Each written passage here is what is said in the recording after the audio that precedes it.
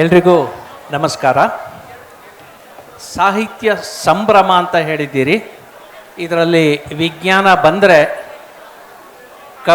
ಇದು ಸಿಹಿಯ ಮಧ್ಯ ಎಲ್ಲೋ ಒಂದು ಕಲ್ಲು ಸಿಕ್ಕದಾಗೆ ಅನ್ನಿಸಬಾರ್ದು. ಆದರೆ ವಿಜ್ಞಾನವನ್ನು ಕೂಡ ಬಹಳ ಸಿಹಿಯಾಗಿ ಸವಿರುಚಿಯಾಗಿ ನಮಗೆ ಬಿಡಿಸ್ತಾ ಇರುವಂತಹ ಒಬ್ಬರು ನಮ್ಮ ಜೊತೆಗಿದ್ದಾರೆ. ಅವ್ರ ಬಗ್ಗೆ ನಾನು ಹೆಚ್ಚು ಹೇಳೋದಿಲ್ಲ. ಸುಮಾರು 40 ವರ್ಷದಿಂದ ನಾನು ಶ್ರೀ ಗಣೇಶಯ್ಯ ಅವರನ್ನು ಬಲ್ಲೆ ಅಂತಂದರೆ ಅದು ಅತಿಶಯೋಕ್ತಿ ಆಗುತ್ತೆ. ಯಾಕಂದ್ರೆ ನಾನು ಭೇಟಿಯಾಗಿರೋದು ಎರಡೇ ಸರ್ತಿ. ಆದರೆ ಅವರ ವೈಜ್ಞಾನಿಕ ಪ್ರಬಂಧಗಳು, ವೈಜ್ಞಾನಿಕ ಕೆಲಸಗಳು, ಅದರ ಜೊತೆಗೆ ಅವರು ಕಾದಂಬರಿ, ಕತೆ ಇವನ್ನೆಲ್ಲ ಬರಿತಾ ಇರೋದನ್ನು ನೋಡಿ ಅವರ ಬಗ್ಗೆ ಖುಷಿ. ಅದಕ್ಕಿಂತ ಹೆಚ್ಚಾಗಿ ವಿಜ್ಞಾನದ ಬಗ್ಗೆ ಕನ್ನಡದಲ್ಲಿ ರಸವತ್ತಾಗಿ ಮಾತನಾಡುವಂತಹ ಮತ್ತೊಬ್ಬ ವ್ಯಕ್ತಿ. ಹಾಗಾಗಿ ಅವರ ಬಗ್ಗೆ ಸಾಕಷ್ಟು ಗೌರವ ಇಟ್ಕೊಂಡಿದ್ದೇನೆ. ಇವತ್ತು ಅವರೊಟ್ಟಿಗೆ ಅವರ ಬದುಕು, ಬರಹ ಮತ್ತು ವಿಚಾರಗಳನ್ನು ತಿಳ್ಕೊಳ್ಳೋದಕ್ಕೆ ನನಗೂ ಸಾಕಷ್ಟು ಉತ್ಸಾಹ ಇದೆ. ನಾನು ಕೆಲವು ಪ್ರಶ್ನೆಗಳನ್ನು ಅವರನ್ನು ಕೇಳ್ತೇನೆ. ಈ ಪ್ರಶ್ನೆಗಳ ಮಧ್ಯದಲ್ಲಿ 2 ಪ್ರಶ್ನೆಗಳನ್ನು ನನ್ನ ಮನಸ್ಸಲ್ಲಿ ಇರೋದನ್ನು ಕೇಳಿದ ಮೇಲೆ ನಿಮ್ಮ ಮನಸ್ಸಲ್ಲೂ ಸಾಕಷ್ಟು ಪ್ರಶ್ನೆಗಳಿರ್ತವೆ, ಅವನ್ನು ಕೇಳಬೇಕು ಅಂತ ನಾನು ಅಂದ್ಕೊಂಡಿದ್ದೇನೆ. ಪ್ರೊಫೆಸರ್ ಗಣೇಶಯ್ಯ ಅವರೇ, ಮೊದಲನೇದಾಗಿ ನೀವು ಒಬ್ಬ ವಿಜ್ಞಾನಿ, ಒಬ್ಬ ಶಿಕ್ಷಕ, ಒಬ್ಬ ಸಾಹಿತಿ, ಒಬ್ಬ ಚರಿತ್ರಕಾರ, ಹೀಗೆ ಹಲವಾರು ಅಂಶಗಳು ನಿಮ್ಮಲ್ಲಿವೆ. ಇದರಲ್ಲಿ ಮುಖ್ಯವಾಗಿ ನೀವು ನಿಮ್ಮನ್ನು ಯಾವ ರೀತಿಯಲ್ಲಿ ಗುರುತಿಸ್ಕೊಳ್ತೀರಾ? ವಿಜ್ಞಾನಿಯಾಗಿ ಮುಖ್ಯವಾಗಿ ಗುರುತಿಸ್ಕೊಳ್ತೀರಾ? ಸಾಹಿತಿಯಾಗಿಯ, ವಿಜ್ಞಾನ ಸಂವಹನಕಾರರಾಗಿಯ, ಯಾವ ರೀತಿಯಲ್ಲಿ? ಮೊದಲಿಗೆ ನಂದು ಒಂದು ಸಣ್ಣ ಮಾತು ಹೇಳೋಕ್ಕೆ ಅವಕಾಶ ಕೊಡ್ತೀರಾ? ನಾನು ನಿನ್ನೆಯಿಂದ ನೋಡ್ತಾ ಇದ್ದೀನಿ, ಈ ಇಡೀ ಸಾಹಿತ್ಯ ಸಂಭ್ರಮದಲ್ಲಿ ಹೆಣ್ಣುಮಕ್ಕಳದೇ ಮೇಲ್ಗೈ ಆಗಿದೆ. ಎಷ್ಟು ಅಂತಂದರೆ ನಿಜವಾಗಿ ಇಲ್ಲಿ ಗೋಷ್ಠಿಲಿ ಇರಬೇಕಾಗಿರಲ್ಲ ಹಿಂದೆ ಇದ್ದಾರೆ, ಗೋಷ್ಠಿ ಮಾಡ್ತಾ ಇರಲ್ಲ ಮುಂದೆ ಇದ್ದಾರೆ. ಅಷ್ಟೇ ಅಲ್ಲ, ಅಲ್ಲಿ ಅನೌನ್ಸ್ ಮಾಡೋದ್ರಿಂದ ಹಿಡಿದು, ಇಲ್ಲಿ ಚೇರ್ ತರೋದ್ರಿಂದ ಹಿಡಿದು, ಅಲ್ಲಿ ಊಟಕ್ಕೆ ಕರೆಯೋದ್ರ ಎಲ್ಲದರಲ್ಲೂ ಕೂಡ ಹೆಂಗಸರಿದ್ದಾರೆ. ನನಗಿದು ಭಾಳ ಖುಷಿ ಕೊಡ್ತು. ಯಾಕೆ ಅಂತ ಹೇಳ್ತೀನಿ. ಹೆಂಗಸಿನ ಕೈಗೆ ಏನೇ ಕೊಟ್ಟರು ಕೂಡ ಅದು ಭದ್ರವಾಗಿರುತ್ತೆ, ಮಗುವನ್ನು ಸಾಕದಾಗೆ ಅನ್ನೋ ನಂಬಿಕೆ ನನಗಿದೆ. ಹಾಗಾಗಿ ಸಾಹಿತ್ಯ, ಕನ್ನಡ ಸಾಹಿತ್ಯವನ್ನು ಹೆಂಗಸರ ಕೈ ಕೊಟ್ಟಿಗೆ ಈ ಸಂಯೋಜಕರಿಗೆ ಅಭಿನಂದನೆಗಳು. ನೀವೆಲ್ಲ ಮಾಡ್ತಾ ಇರೋದಕ್ಕೆ ನಿಮಗೆ ಧನ್ಯವಾದಗಳು. ಅದರ ನಂತರ ಈಗ ಪ್ರಶ್ನೆಗೆ ಬರ್ತೀನಿ. ನೀವು ಕೇಳಿದ್ದು ನಾನು ವಿಜ್ಞಾನಿಯಾಗಿ ಗುರುಸ್ಕೊತೀನ, ಸಾಹಿತ್ಯವಾಗಿ ಗುರುಸ್ಕೊತೀನ ಅಂತ ಅಲ್ವಾ? ಮೊದಲನೇದಾಗಿ ನನಗೆ ಈ ಪ್ರಶ್ನೆಯಲ್ಲೇ ಸ್ವಲ್ಪ ಹುಳುಕು ಕಾಣುತ್ತೆ, ನನಗೆ ಬೈಕೋಬೇಡಿ. ಆಯಿತು. ಕಾರಣ ಹೇಳ್ತೀನಿ. ನನಗೆ ವಿಜ್ಞಾನ ಸಾಹಿತ್ಯದ ಮಧ್ಯೆ ವ್ಯತ್ಯಾಸವೇ ಕಾಣಲ್ಲ.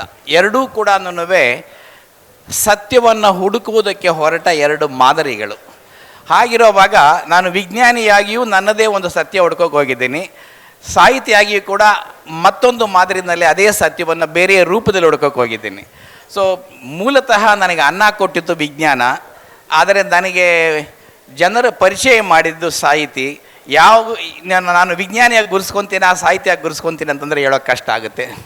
ಬಹುಶಃ ಅದನ್ನು ಜನರೇ ಹೇಳಬೇಕಾಗತ್ತೆ. ನೀವು ವಿಜ್ಞಾನಿಯಾಗಿ 200ಕ್ಕೂ ಹೆಚ್ಚು ಪ್ರಬಂಧಗಳನ್ನು ಪ್ರಕಟಿಸಿದ್ದೀರಾ, ವೈಜ್ಞಾನಿಕ ಪ್ರಬಂಧಗಳು. ಇದಕ್ಕಾಗಿ ವಿಜ್ಞಾನ ಪ್ರಪಂಚದಲ್ಲಿ ನಿಮಗೆ ಸಾಕಷ್ಟು ಗೌರವ ಕೂಡ ಸಿಕ್ಕಿದೆ. ಹಲವು ಅಕಾಡೆಮಿಗಳ ಸದಸ್ಯರೂ ಆಗಿದ್ದೀರಾ. ಈ ಎಲ್ಲ ಸಾಧನೆಗೆ ಓಟಗಾನಹಳ್ಳಿಯಿಂದ ಬಂದಂತಹ ಒಬ್ಬ ಹುಡುಗನನ್ನು ವಿಜ್ಞಾನ ಸೆಳೆದಿದ್ದು ಹೇಗೆ ಮತ್ತು ಯಾಕೆ? ವಿಜ್ಞಾನಕ್ಕೆ ನಾನು ಬರಬೇಕಾದ್ರೆ ಕಾರಣ ನಮ್ಮ ತಂದೆ. ಅವರು ಪ್ರೈಮರಿ ಸ್ಕೂಲ್ ಮೇಸ್ಟ್ರು.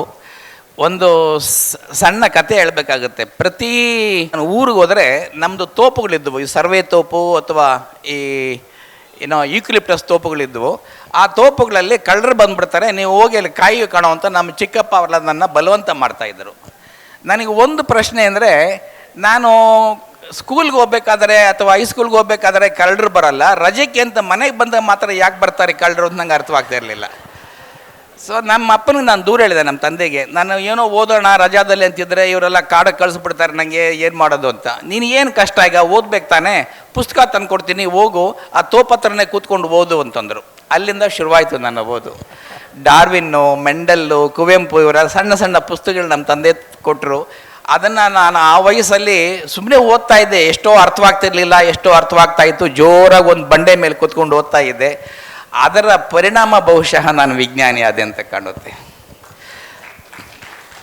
ಒಟ್ಟಾರೆ ಸಾಹಿತ್ಯ, ಓದು ನಿಮ್ಮನ್ನು ವಿಜ್ಞಾನದ ಕಡೆಗೆ ಎಳ್ಕೊಂಡೋಯ್ತು ಅಂತಂದರೆ ವಿಜ್ಞಾನದ ಓದು ವಿಜ್ಞಾನ ಕರ್ಕೊಂಡೋತು. ಅದಕ್ಕೆ ನನ್ನ ತಂದೆ ಕಾರಣ. ದಯವಿಟ್ಟು ನನ್ನ ತಂದೆಗೆ ಒಂದು ದೊಡ್ಡ ಚಪ್ಪಾಳೆ ಎಲ್ಲರಿಂದ.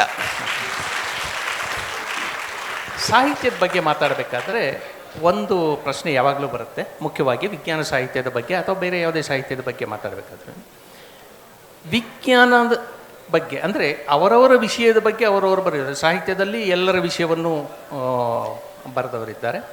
ಉದಾಹರಣೆಗೆ ಈಗ ನಾವು ಕೆಲವು ಉದಾಹರಣೆಗಳನ್ನು ತಗೊಂಡ್ರೆ, ವೈದ್ಯಕೀಯದಲ್ಲಿ ಇರುವಂತಹ ವೈದ್ಯರು ಅವರ ವಿಷಯದ ಬಗ್ಗೆ ಬರೆದಿರ್ತಾರೆ. ಆದರೆ ಸಾಕಷ್ಟು ಉದಾಹರಣೆ ಹೇಳ್ಬೋದು. ಈ ಇತ್ತೀಚೆಗೆ ಹೇಳಬೇಕು ಅಂದರೆ HS ಅನುಪಮ ಅವರು ಇದ್ದಾರೆ. ಅದಕ್ಕೆ ಮುಂಚೆ ಹೇಳಬೇಕು ಅಂದರೆ ರಾಶಿ ಅವರು ಇದ್ದರು, ಅನುಪಮ ನಿರಂಜನ ಅವರು ಇದ್ದರು, ತುಂಬ ಜನ ಇದ್ದರು. ಇವು ಉದ್ದಕ್ಕೂ ಹೇಳ್ಕೊಂಬರ್ಬೋದು. ಆದರೆ ವಿಜ್ಞಾನದ ಮಟ್ಟಿಗೆ ಬಂದಾಗ ಸ್ವತಃ ವಿಜ್ಞಾನಿಗಳಾಗಿದ್ದು ಸಾಹಿತ್ಯವನ್ನು ಬರೆದವರು ಕಡಿಮೆ, ಒಂದು. ಎರಡನೇದು, ವಿಜ್ಞಾನವನ್ನು ವಿಷಯವನ್ನಾಗಿ ಮಾಡಿಕೊಂಡು ಬರೆದವರು ಇದ್ದಾರೆ. ತುಂಬ ಪರಿಚಯವಾದ ಉದಾಹರಣೆ ಹೇಳಬೇಕು ಅಂದರೆ ತೇಜಸ್ವಿ ಅವರಿದ್ದಾರೆ, ಭೈರಪ್ಪನವರು ಇದ್ದಾರೆ. ಈ ರೀತಿ ಬರೆಯುವಂಥದ್ದು ಸ್ವತಃ ವಿಜ್ಞಾನಿಗಳಾಗಿದ್ದು ವಿಜ್ಞಾನವನ್ನೇ ವಸ್ತುವನ್ನಾಗಿಟ್ಕೊಂಡು ಅದನ್ನೇ ಸಾಹಿತ್ಯವನ್ನಾಗಿ ಮಾಡುವಂಥವರು ಭಾಳ ಕಡಿಮೆ. ಅಂಥ ಅಪರೂಪದ ವ್ಯಕ್ತಿ ಗಣೇಶಯ್ಯ ಅಂತ ನಾನು ಅಂದ್ಕೊಂಡಿದ್ದೀನಿ. ಇತ್ತೀಚೆಗೆ ಕೆಲವರು ಯುವ ಪೀಳಿಗೆಯವರು ಬರ್ತಾ ಇದ್ದಾರೆ. ಆದರೆ ಒಂದು ಪ್ರಶ್ನೆ ನನಗೇನಾಗುತ್ತೆ ಅಂದರೆ, ಈ ವಿಜ್ಞಾನಿಗಳು ಸಾಹಿತ್ಯವನ್ನು ಬರೆಯೋದಕ್ಕೆ ಹಿಂಜರಿಯೋದು ಯಾಕೆ? ಅವರಿಗೆ ಆ ಕಲ್ಪನಾ ಶಕ್ತಿ ಅಂತನ್ನೋದು ಇಲ್ವಾ ಅಥವಾ ಕಡಿಮೆನಾ? ಇಲ್ಲ. ಮೊದಲಿಗೆ ಈ ಪ್ರಶ್ನೆಗೆ ನಾನು ಅಬ್ಜೆಕ್ಟ್ ಮಾಡ್ತೀನಿ. ಇನ್ಫ್ಯಾಕ್ಟ್ ಇವತ್ತು ಸಾಹಿತ್ಯದಲ್ಲಿ ನಾವೆಲ್ಲ ಹುಡುಕ್ತಾ ಹೋದರೆ ಬಹಳ ಕನ್ನಡ ಸಾಹಿತ್ಯ ಬರ್ತಾ ಇರೋದು ವಿಜ್ಞಾನಿಗಳಿಂದ ಮತ್ತು ತಂತ್ರಜ್ಞಾನಿಗಳಿಂದ. ಎಲ್ಲ ಒಪ್ಕೊಂತೀರಾ? ಸೊ ಇನ್ಫ್ಯಾಕ್ಟ್ ನಿಜವಾದ ಸಾಹಿತಿಗಳಾಗಿ ತಯಾರಾಗಿರುವ ಗುಂಪಿಗಿಂತ ವಿಜ್ಞಾನಿಗಳು ತಂತ್ರಜ್ಞಾನಿಗಳಾಗಿರೋ ಅಥವಾ ಸಾಫ್ಟ್ವೇರ್ ಆಗಿರೋವರೇ ಬೇಕಾದಷ್ಟು ಸಾಹಿತ್ಯಕ್ಕೆ ಕೊಡುಗೆ ಕೊಡ್ತಿದ್ದಾರೆ. ಅದಕ್ಕೊಂದು ದೊಡ್ಡ ಚಪ್ಪಾಳೆ ತಟ್ಟಬೇಕಲ್ವಾ? ಆ ಕಾರಣದಿಂದ ವಿಜ್ಞಾನಿ ಅಥವಾ ತಂತ್ರಜ್ಞಾನಿ ಸಾಹಿತಿ ಆಗೋದಕ್ಕೆ ಹಿಂಜರಿತಾನೆ ಅಂತ ನಾನು ಭಾವಿಸಲ್ಲ. As a matter of fact ನಿಮಗೆಲ್ಲ ಮತ್ತೊಂದು ವಿಷಯ ಹೇಳಬೇಕಾಗುತ್ತೆ. ಎಷ್ಟೋ ಜನ ವಿಜ್ಞಾನಿಗಳು ಸಾಹಿತಿಗಳಾಗಿದ್ದಾರೆ, ಹೌದಲ್ವೇ? ಒಂದು ಹೆಸರು ಹೇಳಿ ನೋಡೋಣ, ಸಾಹಿತಿ ವಿಜ್ಞಾನಿಯಾಗಿರೋದು. ಇಲ್ಲ. ಯಾರಾದರೂ ಒಂದು ಹೆಸರು ಹೇಳಿ, ನಾನು ನನ್ನ ನೆಕ್ಸ್ಟ್ ಪುಸ್ತಕ ಅವ್ರಿಗೆ ಡೆಡಿಕೇಟ್ ಮಾಡಿಬಿಡ್ತೀನಿ. ವಿಜ್ಞಾನಿಗಳು ಸಾಹಿತಿಗಳಾಗಿದ್ದಾರೆ, ಆದರೆ ಸಾಹಿತಿಗಳು ವಿಜ್ಞಾನಿಗಳಾಗಿಲ್ಲ. ಇದರಲ್ಲಿ ಏನು ಹುಡುಕ್ಬೋದು ನಾವು? ಯಾರು ಹೇಳಿ? ಅಬ್ದುಲ್ ಕಲಾಂ ಅವರು ಸಾಹಿತಿಯಾಗಿ ವಿಜ್ಞಾನಿ ಆಗಿದ್ದಲ್ಲ, ವಿಜ್ಞಾನಿಯಾಗಿ ಬೆಳೆದಿದ್ದವರು ಅಲ್ವಾ? ನಾನು ಹೇಳ್ತಾ ಇರೋದು ಮೂಲತಃ ಸಾಹಿತಿ ಆಗಿದ್ದವರು. ವಿಜ್ಞಾನಿ ಯಾರಾಗಿದ್ದಾರೆ? ಯಾಕಿರ್ಬೋದು ಈ ಅಸಿಮಿಟ್ರಿ ಅಥವಾ ಈ ಅಸಮಾನತೆ? ಒಂದು, ಬಹುಶಃ ಸಾಹಿತ್ಯದಲ್ಲಿ ಸಿಗುವ ಸ್ವಾತಂತ್ರ್ಯ ವಿಜ್ಞಾನದಲ್ಲಿ ಸಿಗಲ್ಲ ಅಂತ ನಾನು ಅನ್ಕೊತೀನಿ. ನಮ್ಮ ಅಭಿವ್ಯಕ್ತಿಯನ್ನು ಪ್ರಕಟಪಡಿಸೋದಕ್ಕೆ, ನಮಗೆ ಬೇಕಾದ ಹಾಗೆ ಬರೆಯೋದಕ್ಕೆ ಅಥವಾ ನಮ್ಮ ವಿಷಯಗಳನ್ನು ವ್ಯಕ್ತಪಡಿಸೋದಕ್ಕೆ ಸಾಹಿತ್ಯದಲ್ಲಿ ಸಿಗುವ ಸ್ವಾತಂತ್ರ್ಯ ವಿಜ್ಞಾನದಲ್ಲಿ ಇಲ್ಲ. ಯಾಕೆಂದರೆ ಪ್ರತಿ ವಿಜ್ಞಾನಿ ಕೂಡ ಮತ್ತೊಬ್ಬ ವಿಜ್ಞಾನಿ ನೋಡೋದು ಅನುಮಾನದಿಂದ. ಇವರು ಮಾಡಿರೋ ಸರಿ ಇದೆಯೋ ಇಲ್ವೋ, ತಪ್ಪಿದೆಯೋ, ತಪ್ಪುಡ್ಕೋದೆ ಅವ್ರ ಕೆಲಸ ಯಾರ್ದೋ ವಿಜ್ಞಾನಿಗಳದು. ನಾವು ಯಾವುದೇ ಒಂದು ಪ್ರಬಂಧವನ್ನು ವಿಜ್ಞಾನದ ಪ್ರಕಟಣೆ ಕಳಿಸಿದಾಗ ಅದನ್ನು ಸಾಮಾನ್ಯವಾಗಿ 3 ರೆಫರಿಗಳು ಕಳಿಸ್ತಾರೆ. ಆ ಪ್ರತಿ ರೆಫರಿ ಕೂಡ ಅದ್ರಲ್ಲಿ ಹುಡುಕೋದು ಅದ್ರಲ್ಲಿ ಏನು ಸತ್ಯ ಇದೆ ಅನ್ನೋದಲ್ಲ, ಏನು ಸುಳ್ಳಿದೆ, ಏನು ತಪ್ಪಿದೆ ಅಂತ. ಒಂದು. ಎರಡನೇದು, ವಿಜ್ಞಾನದ ಪ್ರಕಟಣೆ ಇದೆಯಲ್ಲ, ಅದಕ್ಕೆ ಒಂದು ಫಾರ್ಮ್ಯಾಟ್ ಇದೆ. ಪ್ರತಿ ಪತ್ರಿಕೆದು ಒಂದು ಫಾರ್ಮ್ಯಾಟು, ಅದರ ಸ್ಟ್ರಿಕ್ಟ್ ರೂಲ್ಸು, ಇಷ್ಟೇ ವರ್ಡ್ಸ್ ಇರಬೇಕು, ಹಿಂಗೆ ಇರಬೇಕು. ಆ ಬರಹದ ಸ್ವಾತಂತ್ರ್ಯವನ್ನು ವಿಜ್ಞಾನದಲ್ಲಿ ಒಂದು ರೀತಿ ಕಡಿತ ಮಾಡಿಬಿಡ್ತದೆ ಏನೋ ವಿಜ್ಞಾನ. ಎಷ್ಟೋ ವಿಜ್ಞಾನಿಗಳು ಎಷ್ಟೋ ಎಕ್ಸ್ಪೆರಿಮೆಂಟ್ಸ್ ಮಾಡಿ ಡೇಟಾ ಕಲೆಕ್ಟ್ ಮಾಡಿದ್ರೂ ಕೂಡ ನಡುವೆ ಪ್ರಕಟಣೆ ಮಾಡಲ್ಲ, ಯಾಕೆಂದರೆ ಈ ಕಷ್ಟದಿಂದ. ಸೊ ವಿಜ್ಞಾನದಲ್ಲಿ ಮಾಹಿತಿನ ಸಂಗ್ರಹಿಸೋದು ಒಂದು ಹೆಜ್ಜೆ, ಆದರೆ ಅದನ್ನು ಪ್ರಕಟಪಡಿಸೋದಿದೆಯಲ್ಲ ಅದರ ದುಪ್ಪಟ್ಟಷ್ಟು ಕಷ್ಟ. ಎಷ್ಟೋ ಪೇಪರ್ಗಳು ಅಥವಾ ಪ್ರಬಂಧಗಳು ಪ್ರಕಟಣೆಗೊಳ್ಳದೆ ಹಾಗೆ ಉಳಿದುಬಿಟ್ಟಿದ್ದಾವೆ ಮಾಹಿತಿ ಇದ್ದರೂ ಕೂಡ. ಸಾಹಿತ್ಯದಲ್ಲಿ ಆ ತೊಂದರೆ ಇಲ್ಲ. ಎಲ್ಲೋ ಯಾರೋ ಗುರುತಿಸ್ತಾರೆ ನೀವೇನೋ ಬರೆದಿದ್ದರೆ, ಅಲ್ಲಿ ನಿಮಗೆ ಹೇಗೆ ಅಭಿವ್ಯಕ್ತಿಗೊಳಿಸಬೇಕು ಅನ್ನೋ ಸ್ವಾತಂತ್ರ್ಯ ಕೂಡ ನಿಮ್ಗಲ್ಲಿದೆ. ಆ ದೃಷ್ಟಿನಲ್ಲಿ ನನಗೆ ಸಾಹಿತಿಗಳು ಕಂಡ್ರೆ ಒಂದು ರೀತಿ ಎಕ್ಸ್ಟ್ರಾ ಅಭಿಮಾನ, because they have given me the freedom to write the way that I want. That way ಸಾಹಿತ್ಯ is a very different field and I enjoy that freedom. ಆ ಸ್ವಾತಂತ್ರ್ಯ ನನಗೆ ನಿಜಕ್ಕೂ ಖುಷಿ ಕೊಡುತ್ತೆ. ಹಾಗಂತ ಹೇಳ್ಬಿಟ್ಟು ನಾನು ವಿಜ್ಞಾನವನ್ನು ಬೈತಾ ಇದ್ದೀನಿ ಅಂತಲ್ಲ, ಅದಕ್ಕೊಂದು ಫಾರ್ಮ್ಯಾಟ್ ಇದೆ, ಅವರೇ ಒಂದು ರೂಲ್ ಹಾಕ್ಕೊಂಡಿದ್ದಾರೆ. ಆ ರೂಲ್ ಪ್ರಕಾರ ಬರೆಯೋ ಕಾರಣಕ್ಕೋಸ್ಕರ ಬಹಳ ಜನ ಸಾಹಿತಿಗಳು ವಿಜ್ಞಾನಕ್ಕೆ ಬರೋಕ್ಕಾಗಲ್ಲ ಅಂತ ನಾನು ಅನ್ಕೊತೀನಿ. ಇದು ವಿಜ್ಞಾನದ ಗೋಡೆ ಅಷ್ಟೇ ಹೊರತುನುವೆ ಸಾಹಿತಿಗಳ ಇನ್ನಬಿಲಿಟಿ ಅಲ್ಲ ಅಂತ ನಾನು ಭಾವಿಸೋದು. ಯಾವಾಗ ಈ ಗೋಡೆಯನ್ನು ನಾವು ಕೆಡವುತ್ತೀವೋ, ಯಾವ ಗೋಡೆ? ವಿಜ್ಞಾನಿಗಳು ಹಾಕ್ಕೊಂಡಿರುವ ಗೋಡೆ, ಹೊರಗಿನವರು ಒಳಗೆ ಬರದ ಹಾಗೆ ಹಾಕ್ಕೊಂಡಿರುವ ಗೋಡೆ ನಾವು ಯಾವಾಗ ಕೆಡವುತ್ತೀವೋ ಆಗ ಸಾಹಿತಿಗಳು ಕೂಡ ವಿಜ್ಞಾನಿಗಳು ಆಗ್ತಾರೆ ಅನ್ನೋ ನಂಬಿಕೆ ನನ್ನಲ್ಲಿದೆ. ಆ ದೃಷ್ಟಿಯಿಂದ ಹೇಳ್ತಾ ಇದ್ದೀನಿ. ಆ ಥರ ಉದಾಹರಣೆಗಳು ಎಲ್ಲಿಯಾದರೂ ಇದೆಯಾ? ಬಹುಶಃ ಇಲ್ಲ, ಆದರೆ ಒಂದೆರಡು ಕೊಡಬಲ್ಲೆ ನಾನು. ಒಂದು, ಲಿಯನಾರ್ಡೋ ಡಾವಿನ್ಸಿ ಅವ್ರನ್ನ ನಾವು ವಿಜ್ಞಾನಿ ಅನ್ಬೇಕೋ ಸಾಹಿತಿ ಅನ್ಬೇಕೋ ಹೇಳೋಕ್ಕಾಗಲ್ಲ. ಅವರು ಶುರುವಾಗಿದ್ದು ಪೇಂಟರ್ ಆಗಿ, ಆರ್ಟಿಸ್ಟ್ ಆಗಿ. ಅವರು ಬೇಕಾದಷ್ಟು ವಿಜ್ಞಾನ ಬಗ್ಗೆ ಕೂಡ ಬರೆದಿದ್ದಾರೆ ಅಥವಾ ಸಂಶೋಧನೆ ಮಾಡಿದ್ದಾರೆ, ಡಯಾಗ್ರಾಮ್ಸ್ ಬರೆದಿದ್ದಾರೆ. ಫ್ಲೈಯಿಂಗ್ ಮಿಷನ್ ಆಗಲಿ ಅಥವಾ ಒಂದು ಏನೋ ಅಂಡರ್ ವಾಟರ್ ಮಿಷಿನ್ ಆಗಲಿ ಹೇಗಿರ್ಬೋದು ಅಂತೆಲ್ಲ ಈ ರೀತಿ ಎಲ್ಲ ಮಾಡಿದ್ದಾರೆ. ಮತ್ತೊಬ್ಬ ನಮ್ಮ ಕನ್ನಡದ ಅಪರೂಪದ ಒಬ್ಬ ಸಾಹಿತಿ, ವಿಜ್ಞಾನವನ್ನು ಅಪ್ಪಿಕೊಂಡವರು, ವಿಜ್ಞಾನವನ್ನು ಬರೆದವರು, ವಿಜ್ಞಾನ ರೀತಿಯಲ್ಲಿ ಯೋಚನೆ ಮಾಡಿದವರು ಅಂದರೆ ತೇಜಸ್ವಿ ಅವರು. ನನ್ನ ಬಹಳ ಜನ ಫ್ರೆಂಡ್ಸ್ ಇದ್ದಾರೆ ಮೂಡಿಗೆರೆಯಲ್ಲಿ ತೇಜಸ್ವಿ ಅವರ ಜೊತೆನೇ ವಿಜ್ಞಾನಿಗಳಾಗಿದ್ದವರು. ಅವರೆಲ್ಲ ಹೇಳ್ತಿರ್ತಾರೆ ನನಗೆ, ನಮ್ಮನ್ನು ಕರ್ಕೊಂಡು ಹೋಗ್ತಿದ್ರು ಕಣೋ, ಅವರ ಫಾರ್ಮಲ್ಲಿ ಅವರ ತೋಟದಲ್ಲಿ ಏನೇನೋ ಮಾಡ್ತಾಯಿದ್ರು, ನೋಡ್ರಿ ಹಿಂಗೆ ಮಾಡಿದ್ದೇನೆ, ಹಾಕ್ಬೋದಾ ಈ ಟ್ರೀಟ್ಮೆಂಟ್ನ, ನೀವು ಯೋಚನೆ ಮಾಡಿ. ಹೀಗೆ ವಿಜ್ಞಾನಿಗಳಿಗೂ ಕೂಡ ಅವರು ಕೆಲವು ಎಕ್ಸ್ಪೆರಿಮೆಂಟ್ಸ್ ಮಾಡಿ ತೋರಿಸ್ತಾ ಇದ್ರು. ಒಂದೇ ದುರದೃಷ್ಟ ತೇಜಸ್ವಿ ಅವ್ರದ್ದಂದರೆ ಅವರು ಮಾಡಿದ ಆ ಸಂಶೋಧನೆಗಳನ್ನು ಪ್ರಕಟಣೆ ಮಾಡೋಕ್ಕೆ ಹೋಗಲಿಲ್ಲ. ಕಾರಣ ಮತ್ತೆ ನಾನು ಹೇಳಿದ ಹಾಗೆ ವಿಜ್ಞಾನದ ಆ ಗೋಡೆ. ನಾನು ಆವಾಗಲೇ ಹೇಳಿದ ಹಾಗೆ ಆ ಗೋಡೆನ ನಾವು ಬ್ರೇಕ್ ಮಾಡಿದರೆ ತೇಜಸ್ವಿ ಅಂತ ಎಷ್ಟೋ ಸಾಹಿತಿಗಳು ವಿಜ್ಞಾನಕ್ಕೆ ಬಂದು ವಿಜ್ಞಾನಕ್ಕೂ ಕೂಡ ಕೊಡುಗೆ ಕೊಡುವ ಸಾಧ್ಯತೆ ಇದೆ ಅನ್ನೋದು ನನ್ನ ನಂಬಿಕೆ. ವಿಜ್ಞಾನದ ಪ್ರಬಂಧಗಳು ಪ್ರಕಟಣೆಗಳ ಬಗ್ಗೆ ನೀವು ಹೇಳೋದನ್ನು ಕೇಳಿದಾಗ ನನಗೊಂದು ವಿಷಯ ನೆನಪಾಗುತ್ತೆ.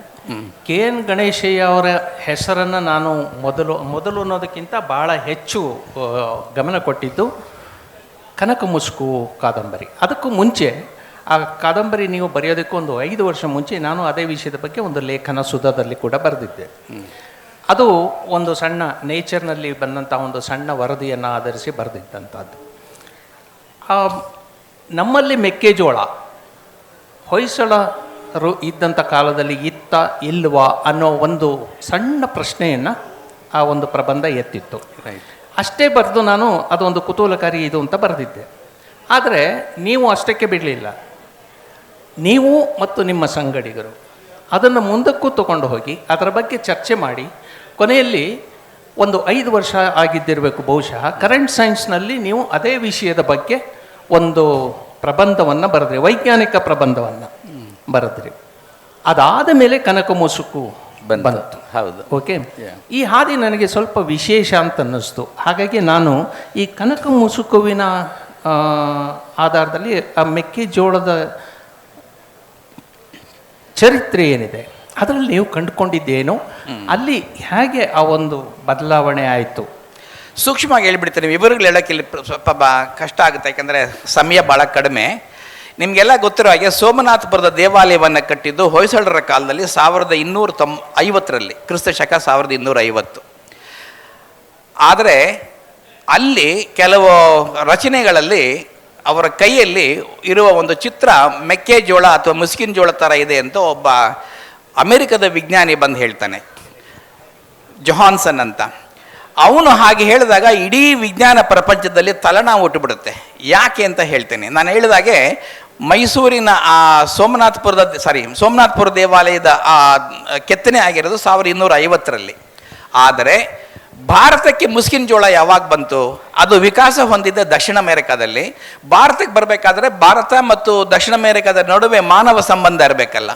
ಆ ಮಾನವ ಸಂಬಂಧ ಸೃಷ್ಟಿಯಾಗಿದ್ದು ನಮ್ಮ ಪಾಶ್ಚಾತ್ಯರ ಪ್ರಕಾರ ಕೊಲಂಬಸ್ಸು ಅಮೆರಿಕಾಗೆ ಹೋದಾಗ. ಕೊಲಂಬಸ್ ಅಮೆರಿಕಾಗೆ ಹೋಗಿದ್ದು ಕ್ರಿಸ್ತ ಶಕ 1500ರಲ್ಲಿ. ಅಂದರೆ ಈ ದೇವಾಲಯ ಕಟ್ಟಿದ 250 ವರ್ಷಗಳ ನಂತರ ಕೊಲಂಬಸ್ ಅಮೆರಿಕಾಗೆ ಹೋದ. ಅದರ ನಂತರ ಮಾತ್ರ ನಮಗೆ ಮೇಯ್ಸ್ ಬಂತು ಅಂತ ವಿಜ್ಞಾನಿಗಳು ನಂಬಿದ್ರು. ಆದರೆ ಸೋಮನಾಥಪುರದಲ್ಲಿರ್ತಕ್ಕಂಥ ಆ ರಚನೆ ನಿಜಕ್ಕೂ ಮುಸ್ಕಿನ ಜೋಳದ ನೋಡಿಕೊಂಡೇ ಕೆತ್ತಿದ್ರೆ ಮುಸ್ಕಿನ ಜೋಳ ನಮ್ಮ ತಾತ ಮುತ್ತಾತಂದರಿಗೆ ಯಾರೋ ಕೊಲಂಬಸ್ಗಿಂತ ತಾತನ ಕಾಲದಲ್ಲೂ ನಮಗೆ ಗೊತ್ತಿತ್ತು ಅಂತ ಆಗುತ್ತೆ. ಅಂದರೆ ಕೊಲಂಬಸ್ ಮೊದಲು ಅಮೆರಿಕಾಗೆ ಹೋಗಿದ್ದಲ್ಲ, ನಮ್ಮೂರಿನ ರಾಮಯ್ಯನೋ ಮೈಸೂರಿನ ಭೀಮಯ್ಯನೋ ಅಥವಾ ಯಾರೋ ಅಲ್ಲಿಗೆ ಹೋಗಿದ್ರು ಒಂದು ಕಾಲದಲ್ಲಿ, ಅವರು ಮುಸ್ಕಿನ ಜೋಳ ತಂದಿರ್ಬೋದು ಅನ್ನೋದು ಅಲ್ಲಿ ಕಾಂಟ್ರವರ್ಸಿ ಆಗಿದ್ದು. ಅದರ ಬಗ್ಗೆ ಸಂಶೋಧನೆ ಮಾಡ್ತಾ ಇರ್ಬೇಕಾದ್ರೆ ನಮ್ಗನ್ನಿಸ್ತು, ವೈಜ್ಞಾನಿಕ ಮಾಹಿತಿಯ ಪ್ರಕಾರ ಮುಸ್ಕಿನ ಜೋಳ ಇಲ್ಲಿ ವಿಕಾಸ ಹೊಂದದೇ ಇದ್ರೂ ಕೂಡ ಬೇರೆ ಆಧಾರಗಳನ್ನ ಗಮನಿಸಿದರೆ ದಕ್ಷಿಣ ಅಮೆರಿಕಾಗೂ ಭಾರತಕ್ಕೂ ಬೇಕಾದಷ್ಟು ಸಂಬಂಧ ಇತ್ತು. ಟ್ರಾನ್ಸ್ಫರ್ ಬಗ್ಗೆ ನನಗೆ ಕುತೂಹಲ ಹುಟ್ಟಿತು, ಯಾವುದು ಸತ್ಯ ಇದರಲ್ಲಿ ಅಂತ. ಸೊ ಅದನ್ನು ಅಟಿಸ್ಕೊಂಡು ಹೋದಾಗ ಹುಟ್ಟಿದ ಕಾದಂಬರಿ ಕನಕ ಮುಸುಕು. ಅಷ್ಟು ಸಾಕು ಅನ್ಸುತ್ತೆ ಈಗ. ಕನಕ ಮುಸುಕು ಒಂದು ಥ್ರಿಲ್ಲರ್. ಇದೇ ರೀತಿಯ ಥ್ರಿಲ್ಲರ್ಗಳನ್ನು ಹೊಸದಾಗಿ ನೀವು ಕನ್ನಡಕ್ಕೆ ಪರಿಚಯಿಸಿದ್ರಿ ಅಂತ ಅನ್ನೋದು ನಮಗೆ ಇಲ್ಲಿ ಒಬ್ಬ ಸಾಹಿತಿ ರೂಪುಗೊಳ್ಳಬೇಕಾದ್ರೆ ಹಲವಾರು ಪ್ರಭಾವಗಳು ಅವರ ಮೇಲೆ ಇರುತ್ತೆ. ಒಂದು ವಿಜ್ಞಾನ ಅಂತ ಆಗಲೇ ಹೇಳಿದ್ರಿ, ಶಿಕ್ಷಕ ಅಂತ ಮತ್ತೊಂದು. ಆದರೆ ಕನ್ನಡದ ಸಾಹಿತಿಗಳು ನಿಮ್ಮ ಮೇಲೆ ಪ್ರಭಾವ ಬೀರದಂಥವರು ಅಥವಾ ಇಂಗ್ಲೀಷ್ನ ಸಾಹಿತಿಗಳು ಈ ನಿಮ್ಮ ಬರವಣಿಗೆಯಲ್ಲಿ ಒಂದು ಹಾದಿ ಕಂಡುಕೊಳ್ಳೋದಕ್ಕೆ ಪ್ರಭಾವ ಬೀರದಂಥವರು ಯಾರಿರಬಹುದು ಅಂತ ಅನ್ನೋದು ನನ್ನ ಕುತೂಹಲ. ನಾನು ನಿಮ್ಮ ಪ್ರಶ್ನೆ ಎರಡು ಥರ ಉತ್ತರ ಕೊಡೋಕ್ಕೆ ಇಷ್ಟಪಡ್ತೀನಿ. ಒಂದು, ಯಾರ ಪ್ರಭಾವ ಬೀರಿದೆ ಅಂತ ಭಾಳಷ್ಟು ಜನ ಇದ್ದಾರೆ, ಬಟ್ ಅದರ ಪ್ರಶ್ನೆ ಸ್ವಲ್ಪ ಪಕ್ಕಿರೋಣ, ಆಮೇಲೆ ಬರ್ತೀನಿ. ಆದರೆ ನನ್ನ ಕಾದಂಬರಿಗಳ ಮಾದರಿ ಹೊಸ ಥರ ಇದೆ ಅಂತ ಎಲ್ಲರೂ ಹೇಳ್ತಾರಲ್ಲ, ಅದಕ್ಕೆ ಕಾರಣ ಬಹುಶಃ ನನ್ನ ವಿಜ್ಞಾನದ ಜಾಡ್ಯ ಅಂತ ನಾನು ಕರೆಯೋದು. ನಾನು ಆವಾಗಲೇ ಹೇಳಿದಾಗೆ ಜಾಡ್ಯ ಒಂದು ರೀತಿ ರೋಗ ಅಂತಲೇ ಹೇಳ್ಬೇಕು ಅದನ್ನ. ಏನು ಅಂತ ಹೇಳ್ತೀನಿ, ನಾನು ಆವಾಗಲೇ ಹೇಳಿದಾಗೆ ವಿಜ್ಞಾನದಲ್ಲಿ ಮೊದಲ ನೋಟ ಅಪನಂಬಿಕೆ. ಇವರೇನೋ ಹೇಳಿದ್ದಾರೆ ಅಂದರೆ ಅದೆಲ್ಲ ತಪ್ಪು ಹುಡುಕೋದು, ಅದು ತಪ್ಪಿರ್ಬೋದು ಅಂತ ಅನ್ನೋದು ಅದೊಂದು ವಿಜ್ಞಾನಿಗಳ ಜಾಡ್ಯ. ಅದು ನಾವು ವಿಜ್ಞಾನಿಯಾಗಿ ತಯಾರಾಗ್ತಾ ಇರಬೇಕಾದ್ರೆ ಆ ಜಾಡ್ಯ ನಮ್ಗೆ ಅಂಟ್ಕೊಂಡ್ಬಿಡುತ್ತೆ. ನಾನು ಕತೆ ಕಾದಂಬರಿ ಬರೀಬೇಕಾದ್ರೆ ಆ ಜಾಡ್ಯ ನನ್ನ ತಲೆಯಲ್ಲಿ ಓಡಾಡ್ತಾ ಇತ್ತು. ನಾನು ಬರೆದಿದ್ದನ್ನು ನನ್ನ ಓದುಗ ನಿಜಕ್ಕೂ ನಂಬುತ್ತಾನ? ನಾನು ವಿಜ್ಞಾನಿಯಾಗಿ ಯೋಚನೆ ಮಾಡಿದಾಗ ಅವ್ರಿಗೆ ನಾನು ಮಾಹಿತಿ ಕೊಡದೇ ಇದ್ದರೆ, ಪುರಾವೆ ಕೊಡದೇ ಇದ್ದರೆ ಅವ್ರು ನಂಬಲ್ಲ ಅನ್ನೋ ಅಂಜಿಕೆ ನನ್ನಲ್ಲಿ ಶುರುವಾಯಿತು. ಅದಕ್ಕೆ ನಾನು ನನ್ನ ಕತೆ ಕಾದಂಬರಿಗಳಲ್ಲಿ ಏನೋ ಆ ಎವಿಡೆನ್ಸ್ಗಳು ಅಥವಾ ಪುರಾವೆಗಳೆಲ್ಲ ಕೊಡ್ತಾ ಹೋದೆ. ಆದರೆ ನಾನು ಅದನ್ನು ನನ್ನ ಒರಿಜಿನಲ್ ಅಂತ ಕ್ಲೈಮ್ ಮಾಡೋಕ್ಕಾಗಲ್ಲ. ಯಾಕೆ ಅಂತ ಹೇಳ್ತೀನಿ. ಬಹುಶಃ ನನ್ನ ಎಲ್ಲೋ ಸುಪ್ತಾವಸ್ಥೆಯಲ್ಲಿ ಅಡಗಿತ್ತು ಅಂತ ಕಾಣುತ್ತೆ. ಮೈಕೇಲ್ ಕ್ರೀಟನ್ ಅನ್ನೋರು ದ ಸ್ಟೇಟ್ ಆಫ್ ಏರ್ ಅಂತ ಒಂದು ಕಾದಂಬರಿ ಬರೆದಿದ್ದಾರೆ. ಕ್ಲೈಮೇಟ್ ಚೇಂಜ್ ಆಗಬೇಕಾದ್ರೆ ಏನೇನು ಆಗ್ಬೋದು ಅನ್ನೋದ್ರ ಬಗ್ಗೆ ಒಂದು ಕಾಲ್ಪನಿಕ ಕಾದಂಬರಿ ಅದು.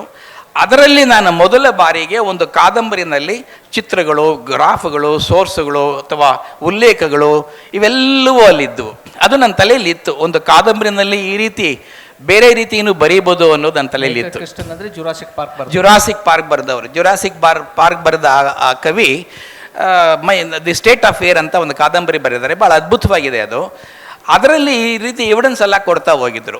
ಅದು ನನ್ನ ಸುಪ್ತಾವಸ್ಥೆಯಲ್ಲಿ ಇತ್ತು ಅಂತ ಕಾಣುತ್ತೆ. ಹಾಗಾಗಿ ನಾನು ಕಾದಂಬರಿ ಬರೆಯೋಕ್ಕೆ ಶುರು ಮಾಡಿದಾಗ ಈ ರೀತಿ ಏನೋ ಎವಿಡೆನ್ಸ್ಗಳು ಜೊತೆಗೆ ಈ ಜಾಡ್ಯ ಇತ್ತಲ್ಲ, ಓದುಗ ನಂಬಲ್ಲ ನಾನು ಹೇಳಿದರೆ ಅಂತ. ಅವನು ನಂಬಿಸೋದು ಹೇಗೆ? ಎವಿಡೆನ್ಸ್ ಕೊಡು, ರೆಫರೆನ್ಸ್ ಕೊಡು, ಏನೋ ಗ್ರಾಫ್ ಕೊಡು.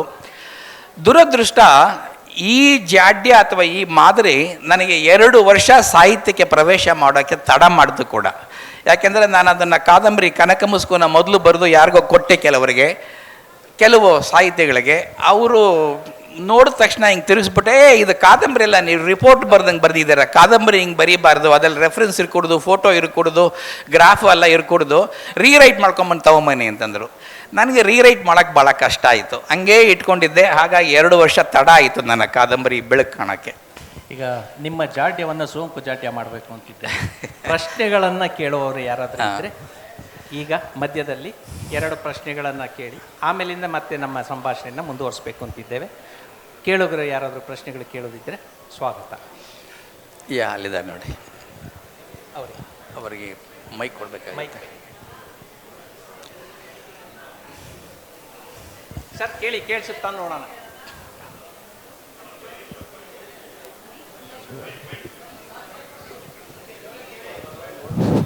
ನಮಸ್ಕಾರ, ನಾನು ರಾಮಪ್ರಸಾದ್ ಅಂತ. ಪೂರ್ಣಚಂದ್ರ ತೇಜಸ್ವಿ ಅವರಿಗೆ ಮುಂಚೆ ಡಾಕ್ಟರ್ ಶಿವರಾಮ್ ಕಾರಂತರು ಸಾಹಿತಿಯಾಗಿದ್ದು, ಅನಂತರದಲ್ಲಿ ವಿಜ್ಞಾನವನ್ನು, ಭೌತ ವಿಜ್ಞಾನವನ್ನು, ರಸಾಯನ ವಿಜ್ಞಾನವನ್ನು, ಖಗೋಳ ವಿಜ್ಞಾನವನ್ನು ಸಾಕಷ್ಟು ಕಲಿತು ಅನಂತರದಲ್ಲಿ ವಿಜ್ಞಾನ ಪ್ರಪಂಚ ಅಂತಕ್ಕಂಥ ಒಂದು ಪುಸ್ತಕಗಳನ್ನು 4 ಸಂಪುಟಗಳನ್ನು ಬರೆದಿದ್ದಾರೆ. ನನಗನ್ಸುತ್ತೆ ಶಿವರಾಮ ಕಾರಂತರ ಒಂದು ಮಾರ್ಗದರ್ಶನದ ಮೇಲೆ ಪೂರ್ಣಚಂದ್ರ ತೇಜಸ್ವಿಯವರು ಇದನ್ನು ಮಾಡಿಕೊಂಡ್ರು ಅಂತ ನಾನು ಅಂದ್ಕೊಂಡಿದ್ದೇನೆ.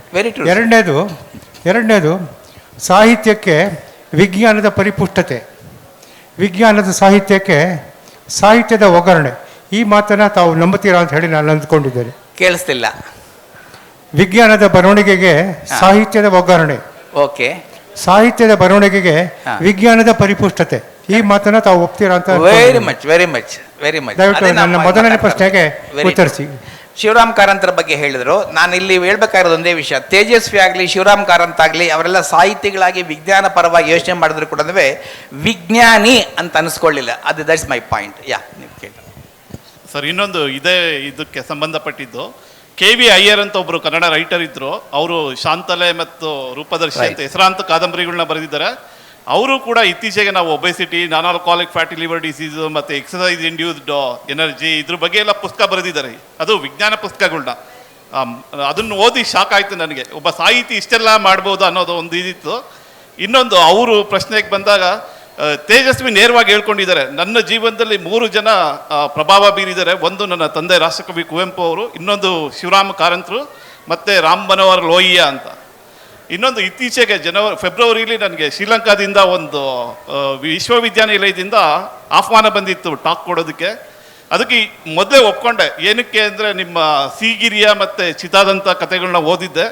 ಆ ಓದಿದ್ದು ನೋಡಿ ನಾನು ಆ ಪ್ಲೇಸನ್ನು ನೋಡಬೇಕು ಅಂತ ಆಸೆ ಆಯಿತು. ಇಮಿಡಿಯೇಟ್ಲಿ ಒಪ್ಕೊಂಡೆ ನಾನು. ಆಮೇಲೆ ಹೋಗಿದ್ದೆ ಕೂಡ, ಸೀಗಿರಿಯ ಹತ್ತಿದ್ದೆ. ಆಮೇಲೆ ಚಿತಾದಂಥ ದೇವಸ್ಥಾನ ನೋಡಿದೆ. ಇದು ಹೇಳ್ಬೇಕು ಅನ್ನಿಸ್ತು. ಇನ್ನೊಂದು ಪ್ರಶ್ನೆ, ತಿರುಪತಿ ವೆಂಕಟೇಶ್ವರಂಗೆ ಸಂಬಂಧಪಟ್ಟಿದ್ದು. ಅದು ಆಮೇಲೆ ಬರೋಣ. ನಿಮ್ಮ ವಿಸಿಟ್ಗೆ ಒಂದು ಮಾತು ಹೇಳ ನಾನು. ಹೇಳಿ ಸರ್, ಹೇಳಿ. ದಯವಿಟ್ಟು ವಿ ಶುಡ್ ಅಪ್ರಿಷಿಯೇಟ್ ದಿಸ್. ನನಗೆ ಒಂದು ಖುಷಿ ಆಗೋದು ಅಂತಂದರೆ, ನನ್ನ ಕಾದಂಬರಿಗಳನ್ನು ಓದಿ ಎಷ್ಟೋ ಜನ ಜಾಗಗಳನ್ನ ನೋಡೋಕೆ ಹೋಗ್ತಿದ್ದಾರೆ. ಅದು ನನಗೆ ನಿಜವಾಗ್ಲೂ ಕೂಡ ಭಾಳ ಖುಷಿ ಕೊಡ್ತಾ ಇದೆ. ಆ್ಯಸ್ ಎ ಸಾಹಿತಿ ಅಥವಾ ಬರಹಗಾರ ನಾನು ಗೆದ್ದೆ ಅಂತ ಅನಿಸುತ್ತೆ ಆ ರೀತಿ ನನಗೆ ಸುದ್ದಿ ಬಂದಾಗ. ಇನ್ನೊಂದು, ಥ್ಯಾಂಕ್ ಯು ಪ್ರಸನ್ನ ಅವರೇ.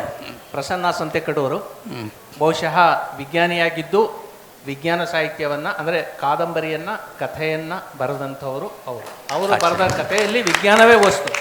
ರಾಮ್ ಪ್ರಸಾದ್ ಅವರು ಕೇಳಿದ ವಿಷಯದ ಬಗ್ಗೆ, ಶಿವರಾಮ್ ಕಾರಂತರು ಸಾಹಿತಿಯಾಗಿದ್ದು ವಿಜ್ಞಾನವನ್ನು ಬರೆದ್ರು ಅಂತ ಅನ್ನೋದರಲ್ಲಿ ಎರಡು ಮಾತಿಲ್ಲ. ಆದರೆ ಅವರ ಕಥೆಗಳಲ್ಲಿ, ಸಾಹಿತ್ಯದಲ್ಲಿ, ಕಲ್ಪನೆಯಲ್ಲಿ ವಿಜ್ಞಾನದವನ್ನು ವಸ್ತುವನ್ನಾಗಿಟ್ಕೊಂಡು ಅವರು ಬರೀಲಿಲ್ಲ. ವಿಜ್ಞಾನವನ್ನು ತಿಳಿ ಹೇಳಿದ್ರು ಮೇಷ್ಟ್ರ ರೀತಿಯಲ್ಲಿ. ಇದು ಬಹುಶಃ ನಾವು ಕನ್ನಡ ಸಾಹಿತ್ಯದಲ್ಲಿ ಹೆಚ್ಚಿನ ಮಟ್ಟಿಗೆ ನೋಡಿದ್ದೀವಿ. ಆದರೆ ವಿಜ್ಞಾನವನ್ನೇ ಕಥೆಯನ್ನಾಗಿ ಹೇಳುವಂಥವರು ಬಹಳ ಕಡಿಮೆ. ಅಂಥವರಲ್ಲಿ ಇಬ್ಬರು ಇಲ್ಲಿದ್ದಾರೆ. ಅವರು ಇಬ್ಬರಿಗೂ ನಾವು ಚಪ್ಪಾಳೆ ಹೊಡೆದು ಮುಂದಿನ ಪ್ರಶ್ನೆಗೆ ನಾನು ಹೋಗ್ತೇನೆ. ಸರ್, ಇದು ಆಮೇಲೆ ಇದಾದ್ಮೇಲೆ ಅಂತ ಮುಖ್ಯವಾಗಿ ಹೆಚ್ಚಿನ ಮಟ್ಟಿಗೆ ಸಾಹಿತಿಗಳು ಶಿಕ್ಷಕರು ಆಗಿರ್ತಾರೆ. ನೀವು ಕೂಡ ಶಿಕ್ಷಕರಾಗಿ ನೀವು ಸಾಕಷ್ಟು ಇದು ಮಾಡಿದ್ರಿ. ಈ ಶಿಕ್ಷಕರ ಪ್ರಭಾವ ಎಷ್ಟಿರುತ್ತೆ? ವಿಜ್ಞಾನಿಯ ಪ್ರಭಾವ, ವಿಜ್ಞಾನಿ ಅಂತಂದ ಕೂಡಲೇ ಒಳ್ಳೆ ಪ್ರಶ್ನೆ. ಬಹುಶಃ ಒಳ್ಳೆಯ ಕಾದಂಬರಿಕಾರನ ಕೆದಕಿ ನೋಡಿದ್ರೆ ಅವರು ಒಳ್ಳೆಯ ಶಿಕ್ಷಕರು ಆಗಿರ್ತಾರೆ. ಯಾಕಂದರೆ ಮಕ್ಕಳಿಗೆ ಯಾವುದೇ ಒಂದು ಪಾಠವನ್ನು ಅವ್ರಿಗೆ ಇಷ್ಟ ಆಗುವಾಗೆ ಹೇಳುವ ಕಲೆಯನ್ನು ಅವ್ರ ಜೀವನದಲ್ಲಿ ಅಳವಡಿಸ್ಕೊತಾರೆ. ಆ ಮೂಲಕ ಕತೆ ಹೇಳುವ ಕಲೆ ಕೂಡ ಅವರಲ್ಲಿ ಬೆಳೆಯುತ್ತೆ. ನೀವು ಬಹಳಷ್ಟು ಸಾಹಿತಿಗಳು ನೋಡಿದ್ರೆ ಅಥವಾ ವೈಜ್ಞಾನಿಕ ಸಾಹಿತಿಗಳು ನೋಡಿದ್ರೆ ಅವರು ಮೇಷ್ಟ್ರುಗಳು ಆಗಿರ್ತಾರೆ ಒಂದು ರೀತಿಯಲ್ಲಿ. So as A teacher I think it is helped me a lot. ನಾವು ಒಂದು ವಿಷಯವನ್ನು ಓದುಗನಿಗೆ ಮುಟ್ಟಿಸುವ ಕಲೆಯನ್ನು ಪ್ರಾಧ್ಯಾಪಕನಾಗಿ ನಾನು ಕಲ್ತಿದ್ದೀನಿ ಅಂತ ನಂಗೆ ಅನಿಸುತ್ತೆ. ಹಾಗಾಗಿ my teaching profession has helped me a lot. ಇಲ್ಲಿ ಯಾರು ಶೂರ್ ಭಾಳ ಜನ ಮೇಷ್ಟ್ರುಗಳು ಇರಬೇಕಲ್ಲ, ಕೈ ಎತ್ತಿ. ಸೊ ಹಾಗಿದ್ರೆ ನೀವೆಲ್ಲ ಕೂಡ ಬರೀಬೋದು ನೋಡಿ ಕತೆ ಈಗ. ಎರಡನೇದಾಗಿ ನೀವು ಸ್ವಲ್ಪ ಮಟ್ಟಿಗೆ ಇದನ್ನು ಉತ್ತರಿಸಿದ್ರಿ. ಅದು ಕೂಡ ಇನ್ನೊಂದು ಸ್ವಲ್ಪ ನಿಮ್ಮನ್ನು ಚಿವುಟಬೇಕು ಅಂತಲೇ ನನಗೆ ಅನಿಸ್ತದೆ. ಹೇಳಿ. ವಿಜ್ಞಾನಿಗಳ ಕಲ್ಪನಾ ಶಕ್ತಿ ಅಂತನ್ನೋದು ಸೀಮಿತ, ಕುದುರೆಗೆ ಇದು ಹಾಕದಾಗೆ ಅಂತ ಹೇಳ್ತಾರೆ. ಸಾಹಿತ್ಯಗಳ ಕಲ್ಪನಾ ಶಕ್ತಿ ಸಾಕಷ್ಟು ಎಲ್ಲಿ ಬೇಕಿದ್ರೂ ಅದು ಹೋಗ್ತದೆ. ಆದರೆ ಈ ವಿಜ್ಞಾನ ಅಂತನ್ನೋದು ಬರೀ ಫ್ಯಾಕ್ಟ್ಸನ್ನೇ ನೋಡೋದ್ರಿಂದ, ಇದಕ್ಕೆ ಜಾನ್ ಮಿಲ್ಟನ್ ಒಂದು ಕಥೆಯಲ್ಲಿ ಹೇಳ್ತಾನೆ, ರೇನ್ಬೋಸ್ ಇದು, ಅಥವಾ ಶೇಕ್ಸ್ಪಿಯರ್ ಕೂಡ ಹೇಳ್ತಾನೆ ಹಲವು ಕಡೆಗಳಲ್ಲಿ, ವಿಜ್ಞಾನ ಅಂತನ್ನೋದು ನಮ್ಮಲ್ಲಿರುವ ಸೌಂದರ್ಯ ಪ್ರಜ್ಞೆಯನ್ನು ಕಡಿಮೆ ಮಾಡಿಬಿಡ್ತದೆ. ಅತಿ ಸುಳ್ಳು. ಈಗ ನೀವು ಹೇಳಿ ಇಲ್ಲ, ಸುಳ್ಳು. ಅತಿ ಸುಳ್ಳು ಅಂದರೆ ಹಾಗೆ. ಓಕೆ, ಈ ನಿಮ್ಮ ಈ ಪ್ರಶ್ನೆಯಲ್ಲಿ ಎರಡು ಭಾಗ ಇದೆ. ಒಂದು, ವಿಜ್ಞಾನ ಪ್ರಕೃತಿಯ ಸೌಂದರ್ಯವನ್ನು ಕ್ಷೀಣಗೊಳಿಸುತ್ತಾ ಅಂತ, ಅದನ್ನು ಮೊದಲು ತಗೊಳ್ಳೋಣ ನಾವು. ನನ್ನ ದೃಷ್ಟಿನಲ್ಲಿ ವಿಜ್ಞಾನನೇ ಆಗಲಿ ಅಥವಾ ಸಾಹಿತ್ಯ ಅಥವಾ ಕಲೆನೇ ಆಗಲಿ ಪ್ರಕೃತಿಯ ಸೌಂದರ್ಯವನ್ನು ಯಾವುದೇ ರೀತಿಯಲ್ಲಿ ಕ್ಷೀಣಗೊಳಿಸೋಲ್ಲ. ಇನ್ಫ್ಯಾಕ್ಟ್ ಯಾವ ವಿಜ್ಞಾನಿಗೆ ಪ್ರಕೃತಿ ನೋಡಿದಾಗ ಒಂದು ಕಿಕ್ ಬರೋದಿಲ್ವೋ ಅವನು ವಿಜ್ಞಾನ ಮಾಡೋಕ್ಕಾಗಲ್ಲ. ಒಂದು ರೈನ್ಬೋ ನೋಡಿದಾಗ ಅದರ ಸೌಂದರ್ಯವನ್ನು ಕಂಡು ಅವನು ಒಂದೇ ಇದ್ದರೆ ಅವನು ವಿಜ್ಞಾನ ಮಾಡೋಕ್ಕಾಗಲ್ಲ. ಆ ಹಾವು ಬಂದಾಗಲೇ ಓ ಏನಪ್ಪ ರೈನ್ಬೋ ಇಷ್ಟು ಅದ್ಭುತವಾಗಿದೆ ಯಾಕಿದೆ ಅಂತ ವಿಜ್ಞಾನಿ ಕೇಳ್ತಾನೆ. ಅದೇ ಸಾಹಿತಿ ಓ ಏನಪ್ಪ ಈ ಕಾಮನ್ ಬಿಲ್ಲು ಎಷ್ಟು ಅದ್ಭುತವಾಗಿದೆ ಎಷ್ಟು ಚೆನ್ನಾಗಿದೆಯಲ್ಲ ಅಂತ ಬರೆಯಕ್ಕೆ ಹೋಗ್ತಾನೆ. ಇಬ್ಬರಿಗೂ ಕೂಡ ಮೂಲ ಪ್ರಕೃತಿಯ ಸೌಂದರ್ಯದ ಅದ್ಭುತ ಮತ್ತು ಆಶ್ಚರ್ಯ. ಇಬ್ಬರ ಗುರಿ ಕೂಡ ಆ ಅದ್ಭುತ ಮತ್ತು ಸೌಂದರ್ಯದ ಹಿಂದೆ ಅಡಗಿರುವ ಸತ್ಯವನ್ನು ಭೇದಿಸುವ ಗುಣ ಇಬ್ಬರು ಸಾಹಿತಿಗಳಿಗೂ ವಿಜ್ಞಾನಿಗಳಿಗೂ ಕೂಡ. ಎರಡನೇ ಪ್ರಶ್ನೆ ಕೇಳಿದರೆ ನೀವು, ಕಲ್ಪನೆಯಲ್ಲಿ ವಿಜ್ಞಾನಿಗಳು ಸ್ವಲ್ಪ ಕನ್ಸ್ಟ್ರಿಕ್ಟೆಡ್, ಸಾಹಿತಿಗಳಲ್ಲಿ ಸ್ವಾತಂತ್ರ್ಯ ಇದೆ ಒಪ್ಕೊಂಡೆ ನಾನು, ಆದರೆ ವಿಜ್ಞಾನಿಗಳಲ್ಲಿ ಕಲ್ಪನೆ ಇಲ್ಲ ಅಂತ ಹೇಳೋಕ್ಕಾಗಲ್ಲ. ಯಾಕೆಂದರೆ ಒಂದು ವಿಜ್ಞಾನದಲ್ಲಿ ನಾನು ಮುಂದಿನ ಹೆಜ್ಜೆ ಇಡಬೇಕಾದ್ರೆ ಏನೋ ಒಂದು ಹೈಪಾಸಿಸ್ ಮಾಡ್ಕೋಬೇಕು. ನನ್ನ ಹತ್ರ ಇರೋ ವಿಷಯ ಮಾಹಿತಿ ಇಷ್ಟು, ಈ ಮಾಹಿತಿ ಮೇಲೆ ನಾನೊಂದು ಕಾನ್ಸೆಪ್ಟ್ ಡೆವಲಪ್ ಮಾಡಬೇಕು, ನಾನೊಂದು ಹೈಪಾಸಿಸ್ ಮಾಡಬೇಕು. ಆ ಹೈಪಾಥಸಿಸ್ಸು ಆ ಕಾನ್ಸೆಪ್ಟು ಕಲ್ಪನೆ, ಅದಿಲ್ಲದ್ರೆ ವಿಜ್ಞಾನ ಮುಂದಕ್ಕೆ ಹೋಗೋಕ್ಕಾಗಲ್ಲ. ಹಾಗಾಗಿ ವಿಜ್ಞಾನಕ್ಕೂ ಕೂಡ ಕಲ್ಪನೆ ಅತಿ ಮುಖ್ಯವಾದ ಒಂದು ಒಗ್ಗರಣೆಯ ವಸ್ತು. ಸಾಹಿತ್ಯದಲ್ಲಿ ಕಲ್ಪನೆ ಸ್ವಲ್ಪ ಜಾಸ್ತಿ ಇರ್ಬೋದು, ಅದು ಕೂಡ ಅವ್ರು ಹೇಳಿದಾಗೆ ಒಂದು ಒಗ್ಗರಣೆಯ ವಸ್ತು ಅಷ್ಟೇ. ಒಗ್ಗರಣೆ ಎಷ್ಟಿರುತ್ತೆ ಅನ್ನೋದರ ಮೇಲೆ ಅದರ ಸ್ವಾದ. ಎಕ್ಸಾಕ್ಟ್ಲಿ. ಸ್ವಲ್ಪ ಸಾಹಿತ್ಯದಲ್ಲಿ ಒಗ್ಗರಣೆ ವಾಸನೆ ಜಾಸ್ತಿ ಬರುತ್ತೆ, ವಿಜ್ಞಾನದಲ್ಲಿ ಎಣ್ಣೆಯಿಂದ ಆಚೆ ಬರೋಲ್ಲ, ಒಳಗಡೆ ಇರುತ್ತದೆ. ನಿಮ್ಮ ಕತೆಗಳನ್ನು ಸಾಧಾರಣವಾಗಿ ವೈಜ್ಞಾನಿಕ ಕಥೆಗಳು ಅಂತಂದ್ಬಿಟ್ಟು ಕೆಲವರು ಹೇಳ್ತಾರೆ, ಕೆಲವರು ಚಾರಿತ್ರಿಕ ಅಂತ ಹೇಳ್ತಾರೆ, ಕೆಲವರು ಬರೀ ಕತೆ ಅಂತಂತಾರೆ. ಅದು ಏನಾದರೂ ಹಾಕ್ಕೊಂಡೋಗಲಿ, ವರ್ಗೀಕರಣ ಬೇರೆ. ಆದರೆ ವೈಜ್ಞಾನಿಕ ಕಥೆಗಳಲ್ಲಿ ಸಾಮಾನ್ಯವಾಗಿ ಒಂದು ಪ್ರೆಡಿಕ್ಟಿವ್ ಅಂಶ ಅಂತ ಇರುತ್ತೆ. ಅಂದರೆ ಈ ವಿಜ್ಞಾನದ ಈ ಅಂಶ ನಾಳೆ ಅಥವಾ ಇನ್ಯಾವುದೋ ಒಂದು ಕಾಲದಲ್ಲಿ ಅಥವಾ ಬೇರೆ ಯಾವುದೋ ದೇಶದಲ್ಲಿ ಬೇರೆ ಒಂದು ರೀತಿಯಲ್ಲಿ ಆಗಬಹುದು ಅನ್ನೋ ಒಂದು ಊಹೆ ಅಥವಾ ಕಲ್ಪನೆ ಇರುತ್ತೆ. ನಿಮ್ಮ ಕಥೆಗಳಲ್ಲಿ ಅದರ ಬದಲಿಗೆ ಈಗಾಗಲೇ ಇರುವಂತಹ ವಸ್ತುವಿನ, ನಾನು ಪುರಾಣ ಅಂತ ಹೇಳೋದಿಲ್ಲ, ಚರಿತ್ರೆಯನ್ನು ಹುಡುಕೊಂಡು ಹೋಗುವಂಥದ್ದು, ಅದರ ಸುತ್ತ ಕಟ್ಟದಂಥ ಕಪಿಲಿಪಿ ಸಾರ ಇರಬಹುದು ಅಥವಾ ಕನಕ ಮುಸ್ಕು ಇರ್ಬೋದು ಅಥವಾ ಬೇರೆ ಕಥೆಗಳು. ಇದು ಸಾಧಾರಣವಾಗಿ ಕಂಡು ಬರುವಂಥ ಒಂದು ಎಳೆ. ಇಲ್ಲಿ ನನಗೆ ಒಂದು ಪ್ರಶ್ನೆ, ನೀವು ಚರಿತ್ರೆಯನ್ನು ಮುಖ್ಯವಾಗಿ ಇಟ್ಕೊಂಡಿರ್ತೀರಾ ಅಥವಾ ವಿಜ್ಞಾನವನ್ನು? ಅದು ಒಂದು. ಎರಡನೇ ಪ್ರಶ್ನೆಯನ್ನು ಕೇಳಿಬಿಡ್ತೀನಿ ಈಗಲೇ. ಈ ರೀತಿ ಚರಿತ್ರೆಯನ್ನು ನಾವು ಕಥೆಯನ್ನಾಗಿ ಬರೆಯುವಾಗ ಒಂದು ಅಪಾಯ ಇರುತ್ತೆ, ಅದರಲ್ಲೂ ವಿಜ್ಞಾನದ ಅಂಶಗಳನ್ನು ಸೇರಿಸ್ಕೊಳ್ಳುವಾಗ ಮಿತ್ಗಳನ್ನು ನಾವು ಎಲ್ಲಾದರೂ ಬಲಪಡಿಸ್ಬಿಡ್ತೀವಾ ಅಂತನ್ನೋ. ಮಿತ್ಗಳನ್ನು ಮಿತ್ ಅಂದರೆ ಗೊತ್ತು, ಏನು ಪಡಿಸ್ತೀವ? ಬಲಪಡಿಸ್ಬಿಡ್ತೀವಾ? ಇಲ್ಲ. ಇನ್ಫ್ಯಾಕ್ಟ್ ವೈಜ್ಞಾನಿಕವಾಗಿ ಕಥಾರೂಪದಲ್ಲಿ ಒಂದು ಮಿತ್ತನ್ನು ಓದುಗನಿಗೆ ಕೊಟ್ಟಾಗ ಅದರ ಹಿಂದೆ ಇರುವ ಸತ್ಯವನ್ನು ನಾವು ಬಿಚ್ಚಿಡ್ತಾ ಇದ್ದೀವಿ. ಉದಾಹರಣೆಗೆ ಅಲಮೇಲಮ್ಮನ ಕಥೆನೇ ತಗೊಳ್ಳಿ ನೀವು. ಅಲಮೇಲಮ್ಮನ ಕಥೆ ಬಗ್ಗೆ ಮರಳ ತೆರೆಗಳೊಳಗೆ ಅಂತ ಬರೆದೆ. ಅದು ಒಂದು ಚಾರಿತ್ರಿಕ ಕಥೆ, ಅದರಲ್ಲಿ ವಿಜ್ಞಾನವನ್ನು ಹುಡುಕ್ತಾ ಹೋದೆ ನಾನು. ಓದುಗರು ಎಷ್ಟೋ ಸಲ ನನಗೀಗ ಲೆಟ್ರ್ ಬರೆದು ಹೇಳಿದ್ದಾರೆ, ಸರ್ ನಾವು ಅಲಮೇಲಮ್ಮನ ಪವಾಡನ ಏನೋ ಅನ್ಕೊಂಡ್ಬಿಟ್ಟಿದ್ವಿ, ಭಾಳ ಸರಳ ಮಾಡಿಬಿಟ್ಟಿದ್ದೀರಾ ಸರ್ ನೀವು. So myth is broken than myth is being hidden there. In fact ವೈಜ್ಞಾನಿಕವಾಗಿ ಯಾವುದೇ ಒಂದು ಮಿತ್ತನ್ನು ಕಥೆಯ ರೂಪದಲ್ಲಿ, ಕಾದಂಬರಿ ರೂಪದಲ್ಲಿ ನನ್ನ ಪ್ರಯತ್ನ ಅಂತಂದರೆ ಮಿತ್ತುಗಳನ್ನ ಬ್ರೇಕ್ ಮಾಡೋದು. ಇಲ್ಲಿ ಅಲಮೇಲಮ್ಮನ ಪವಾಡ ಇಲ್ಲ, ಇದು ಆಕ್ಚುಲಾಗಿ ಯಾವುದೋ ಒಂದು ನೈಸರ್ಗಿಕ ಕಾರಣದಿಂದ ಮರಳು ಆ ತಲಕಾಡ ಮೇಲೆ ಹರಿದಿದ್ದರಿಂದ ಆ ತಲಕಾಡು ಮರಳಾಯಿತು. ಇದನ್ನು ಯಾರೋ ನಿಮ್ಮಂಥ ಅವರು ಅದನ್ನು ಗುಟ್ಟಾಗಿಡಬೇಕು, ರಹಸ್ಯವಾಗಿಡಬೇಕು ಅಂತ ಅದಕ್ಕೊಂದು ಶಾಪದ ರೂಪ ಕೊಟ್ಟರು. ಸೊ ಮಿತ್ತನ್ನು ಕ್ರಿಯೇಟ್ ಮಾಡಿದ್ದಾರೆ ನೀವು, ನಾವು ಬ್ರೇಕ್ ಮಾಡ್ತಾ ಇದ್ದೀವಿ ಕಥಾ ರೂಪದಲ್ಲಿ. ನೀವು ನನ್ನನ್ನು ಆಪಾದನೆ ಮಾಡಿದ್ದೀರಾ? ನೀವು ಅಂದರೆ ಯಾರೋ ಆದರೆ ಗಣೇಶಯ್ಯನವ್ರ ಬಗ್ಗೆ ನನಗೆ ಇನ್ನೊಂದಷ್ಟು ಆಸಕ್ತಿ ಹುಟ್ಟಿದ್ದು ಈ ಒಂದು ಪ್ರಬಂಧವನ್ನು ಅವರು ಕರೆಂಟ್ ಸೈನ್ಸ್ನಲ್ಲಿ ಪ್ರಕಟ ಮಾಡಿದ್ದಾಗ, ಅಲ್ಲಿ ದುಂಬಿ ಹುಡುಕೋದಕ್ಕೆ ಹೋದವರು ಅದನ್ನು ಬಿಟ್ಟು ಮರಳನ್ನು ಸೋಸಿ ಮರಳ ಕಣಗಳು ಎಷ್ಟೆಷ್ಟು ದೂರದಲ್ಲಿ ಎಷ್ಟೆಷ್ಟು ದಪ್ಪ ಇವೆ ಅಂತ ಅನ್ನೋದನ್ನು ಮಾಡಿ ಕರೆಂಟ್ ಸೈನ್ಸ್ನಲ್ಲಿ ಒಂದು ಪ್ರಬಂಧ ಬರೆದಿದ್ರು. ಆಮೇಲೆ ಕತೆ ಬಂತು. ಈ ಮಿತ್ಗಳನ್ನು ಒಡೆಯುವುದು ಅಂತ ನೀವು ಹೇಳಿದ್ರಿ. ಸೊ ಆ ನಿಟ್ಟಿನಲ್ಲಿ ಇದು ಬಹಳ ಮುಖ್ಯವಾದಂಥದ್ದು. ಇದಲ್ಲದೆ ಈ ಮಿತ್ಗಳನ್ನು ಬಲಪಡಿಸೋದಕ್ಕೆ ಈ ಒಂದು ದಿಕ್ಕಿನಲ್ಲಿ ನೀವು ಅದನ್ನು ಸತ್ಯ ಅಂತ ಪ್ರೂವ್ ಮಾಡೋದಕ್ಕೆ ಹೋದ್ರೂ ಕೂಡ ಕೆಲವರು ಆ ಸತ್ಯ ಎಲ್ಲೋ ಇತ್ತು, ಈಗಿನ ಸತ್ಯಕ್ಕೆ ಅದು ಹೊಂದೋದಿಲ್ಲ ಅಂತ ಅಂದ್ಕೊಳ್ಳೋ ಅಪವಾದನೂ ಇದೆ.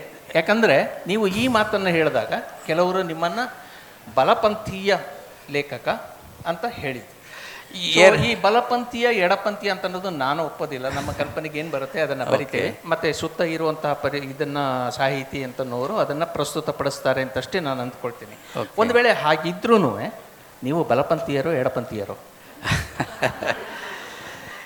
ಆ ಕಡೆಯಿಂದ ಈ ಕಡೆವರೆಗೂ ಎಲ್ಲ ಕಡೆ ಮಲ್ಲಿ ನಿದ್ದೆ ಮಾಡ್ತಾ ಇರ್ತೀನಿ ನಾನು. ಈ ಮೊದಲನೇ ಪ್ರಶ್ನೆ ಬರೋಣ. ಏನು ಮಿತ್ತುಗಳನ್ನು ಬ್ರೇಕ್ ಮಾಡಿದ್ರು ಕೂಡ ಜನ ಇಲ್ಲ ಸರಿ ಇಲ್ಲ ನಾವು ಇದೇ ಸರಿ ಅಂತ ನಂಬ್ತಾರೆ ಅಂತಲ್ಲ.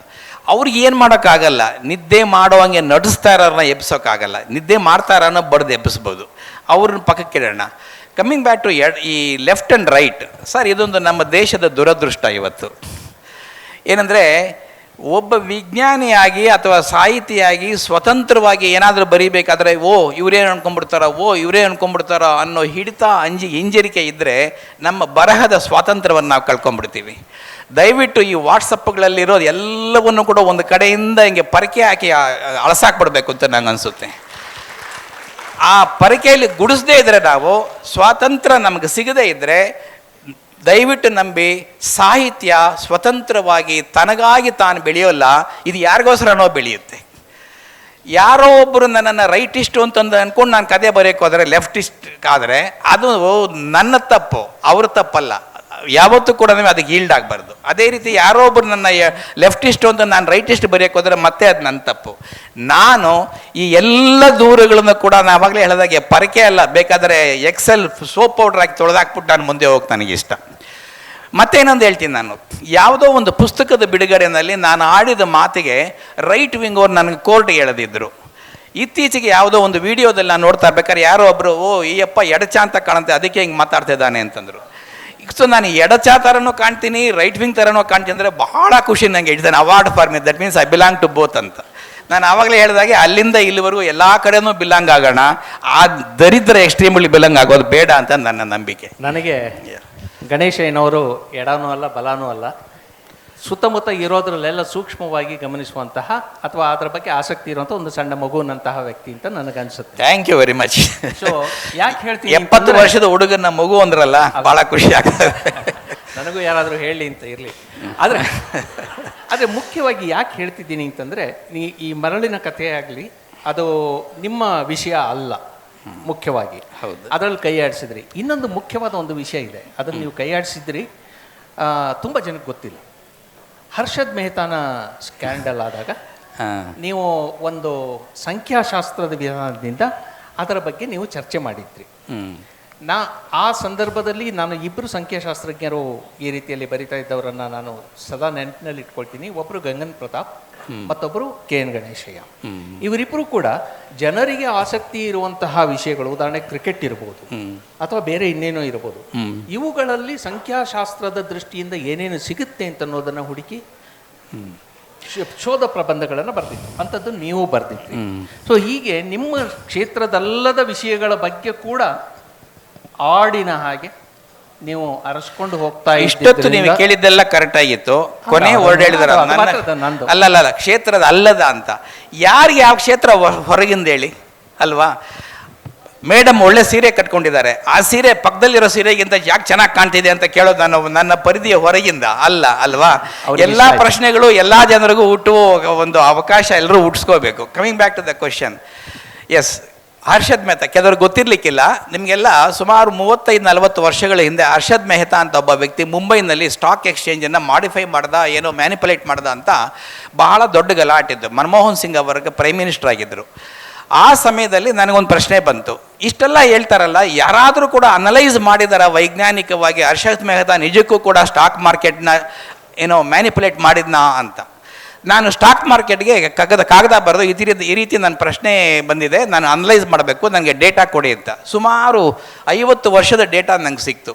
ಅದನ್ನು ತಗೊಂಡು ಇವರು ಹೇಳಿದಾಗೆ ಸ್ಟ್ಯಾಟಿಸ್ಟಿಕಲ್ ಅನಾಲಿಸಿಸ್ ಮಾಡಿ ನಾನು ತೋರಿಸಿದೆ. ಹರ್ಷದ್ ಮೆಹ್ತಾ XYZ ಮೋಸ ಮಾಡಿರ್ಬೋದು, ಆದರೆ ಆ ಮೋಸದಿಂದ ಈ ಸ್ಟಾಕ್ ಮಾರ್ಕೆಟ್ನ ಒಂದು ವರ್ತನೆ ಇದೆಯಲ್ಲ, ಬಿಹೇವಿಯರ್, ಏರಿಳಿತಗಳು, ಅದರಲ್ಲಿ ಯಾವುದೇ ಬದಲಾವಣೆ ಆಗಿಲ್ಲ ಅಂತ. ಅದು ತಕ್ಷಣ ಇದ್ದಕ್ಕಿದ್ದಂಗೆ ಭಾಳ ಫೇಮಸ್ ಆಗೋಯ್ತು. ಕ್ಯಾಬಿನೆಟ್ಟಿಂದ, ಮನಮೋಹನ್ ಸಿಂಗ್ ಕ್ಯಾಬಿನೆಟ್ಟಿಂದ ಲೆಟರ್ ಬಂದಿತ್ತು ನನಗೆ, ಆ ಪೇಪರ್ ಕಳಿಸಿ ಅಂತ. ಯಾಕಂದರೆ ಅಲ್ಲಿ ಗೌರ್ಮೆಂಟಲ್ಲಿ ಕಿತ್ತಾಟಗಳಾಗ್ತಾ ಇತ್ತಲ್ಲ, ಅವ್ರು ಸಪೋರ್ಟ್ ಮಾಡ್ಕೊಳ್ಳೋಕೆ ಏನೋ ಒಂದು ಬೇಕಲ್ಲ. ಸೊ ಈ ಸ್ಟ್ಯಾಟಿಸ್ಟಿಕ್ಸ್ ಪೇಪರ್ ತರಿಸ್ಕೊಂಡ್ರು, ಅವ್ರಿಗೆ ಯಾರಿಗೂ ಅರ್ಥವಾಗಿಲ್ಲ ಅಂತ ಕಾಣುತ್ತೆ. ಸೊ ಉಪಯೋಗಿಸಿರ್ಲಿಕ್ಕಿಲ್ಲ ಅವರು ಅದನ್ನು. ಆಗ ಬಹುಶಃ ಮನಮೋಹನ್ ಸಿಂಗ್ ಅವರು ಇದು ಫೈನಾನ್ಸ್ ಮಿನಿಸ್ಟರ್ ಆಗಿತ್ತು, ಅವರಿನ್ನೂ ಪ್ರಧಾನಮಂತ್ರಿ ಆಗಿರಲಿಲ್ಲ. ಇರ್ಬೋದು ಒಟ್ಟಿನಲ್ಲಿ. ಈಗ ನಿಮ್ಮ ಮನಸ್ಸಿನಲ್ಲಿರುವ ಕೆಲವು ಪ್ರಶ್ನೆಗಳು.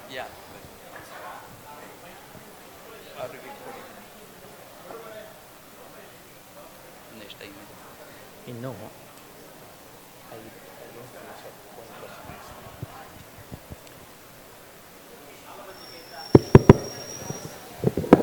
ಶಾಲಬಂಜಿಕೆಯಿಂದ ನಿಮ್ಮ ಕಥೆಗಳನ್ನ ಓದ್ತಾ ಇದ್ದೀನಿ.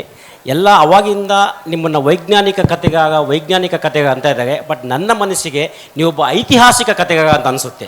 ವೈಜ್ಞಾನಿಕ ಕಥೆಗಿನ್ನ ಐತಿಹಾಸಿಕ ರೋಚಕಗಳು ನಿಮ್ಮ ಕಾದಂಬರಿಯಲ್ಲಿ ಜಾಸ್ತಿ ಇದೆ ಅಂತ ನನಗೆ ಅನಿಸುತ್ತೆ ಸರ್. ಒಂದು ಚಪ್ಪಾಳೆ ತಟ್ತಿರೋದಕ್ಕೆ ಇವರು ನನಗೆ ವಿಜ್ಞಾನಿ ಅಂತ ಲೇಬಲ್ ಮಾಡಕ್ಕೆ ಕೊಟ್ಟಿದ್ದೀರಾ, ನೀವು ಚರಿತ್ರಕಾರ ಅಂತ ಬೇಲ್ ಮಾಡ್ತಿದ್ದೀರಾ. Thank you very much sir. ಒಂದು ಔಟ್ ಆಫ್ ದ ಕಾಂಟೆಕ್ಸ್ಟ್ ಒಂದು ಹೇಳ್ತಾ ಇದ್ದೇನೆ. ನಾನು ನಿನ್ನೆನೂ ಅಟೆಂಡ್ ಮಾಡಿದ್ದೇನೆ, ಲಾಸ್ಟ್ ಇಯರ್ ಅಟೆಂಡ್ ಮಾಡಿದ್ದೇನೆ. ಕೊಳ್ಳೇಗಾಲ ಶರ್ಮಾಜಿ ಅವರ ನಿಮ್ಮ ಮಾಡ್ಯುಲೇಷನ್ ಭಾಳ ಚೆನ್ನಾಗಿದೆ. Thank you. ಓಕೆ, ಅಲ್ಲಿ ನೋಡಿ ಸರ್ ಇನ್ನೊಂದು ಸರ್ ನಮಸ್ತೆ, ನನ್ನ ಹೆಸರು ವರುಣ್ ಅಂತ. ನಾನು 2ನೇ ವರ್ಷದ ಕೃಷಿ ವಿದ್ಯಾರ್ಥಿ. ನಾನು ಜಪಾನಿನ ಫುಕುವೋಕನ ಬಗ್ಗೆ ಕಥೆನ ಓದಿದ್ದೀನಿ ಪುಸ್ತಕದಲ್ಲಿ. ಅದೇ ರೀತಿ ನೀವು ಹೇಳ್ದಂಗೆ ಈಗ ಸೋಮನಾಥ್ಪುರದ ಉದಾಹರಣೆಯನ್ನ ಕೊಟ್ರಲ್ವಾ, ಅದೇ ರೀತಿ ನಮ್ಮ ತಾತನೂ ಕೂಡ ನೈಸರ್ಗಿಕ ಕೃಷಿಯನ್ನ ಮಾಡಿದ್ರು. ನಾನು ಅದ್ರ ಬಗ್ಗೆ ಬರೆದ್ರೆ ಎಲ್ಲ ಒಪ್ತಾರ, ಜನ ಒಪ್ತಾರ, ಫುಕುವೋಕನ್ ತರಾನೇ ಇವ್ರನ್ನ ಅನುಸರಿಸ್ತಾರ. ಅಂದ್ರೆ ನಮ್ಮ ತಾತ ಇಲ್ಲ, ಅದನ್ನೇ ನಾನು ಮುಂದುವರಿಸ್ಕೊಂಡು ಹೋಗ್ತೀನಿ ಅಂದ್ರೆ ಜನ ಒಪ್ತಾರ. ನೀವು ಬರೆದು ನೋಡಿ, ಒಪ್ಪಲಿಲ್ಲ ಅಂದ್ರೆ ನಾನು ಆಮೇಲೆ ಬರ್ತೀನಿ ನಿಮ್ಮ ಸಪೋರ್ಟ್ಗೆ. Okay, thank you sir. ನೀವೇ ಅಲ್ಲಪ್ಪ, ನಮ್ಮ ಚಿಕ್ಕಪ್ಪ ಕೂಡ ಮಾಡ್ತಾ ಇದ್ದು ಆರ್ಗ್ಯಾನಿಕ್ ಅಗ್ರಿಕಲ್ಚರ್ನೇ. ಯಾರೋ ಇಂಥವ್ರು ಬಂದ್ರು ಆರ್ಗ್ಯಾನಿಕ್ ಅಗ್ರಿಕಲ್ಚರ್ ಒಂದು ಹೊಸ ಕಾನ್ಸೆಪ್ಟ್ ಅಂತ ಎಲ್ಲ ಬಲಿ ಬಿದ್ರು. ಯು ಆರ್ ರೈಟ್, ಬರೀರಿ, ದಯವಿಟ್ಟು ಬರೀರಿ. ಅಲ್ಲಿ ಕಳ್ಸೋಣ.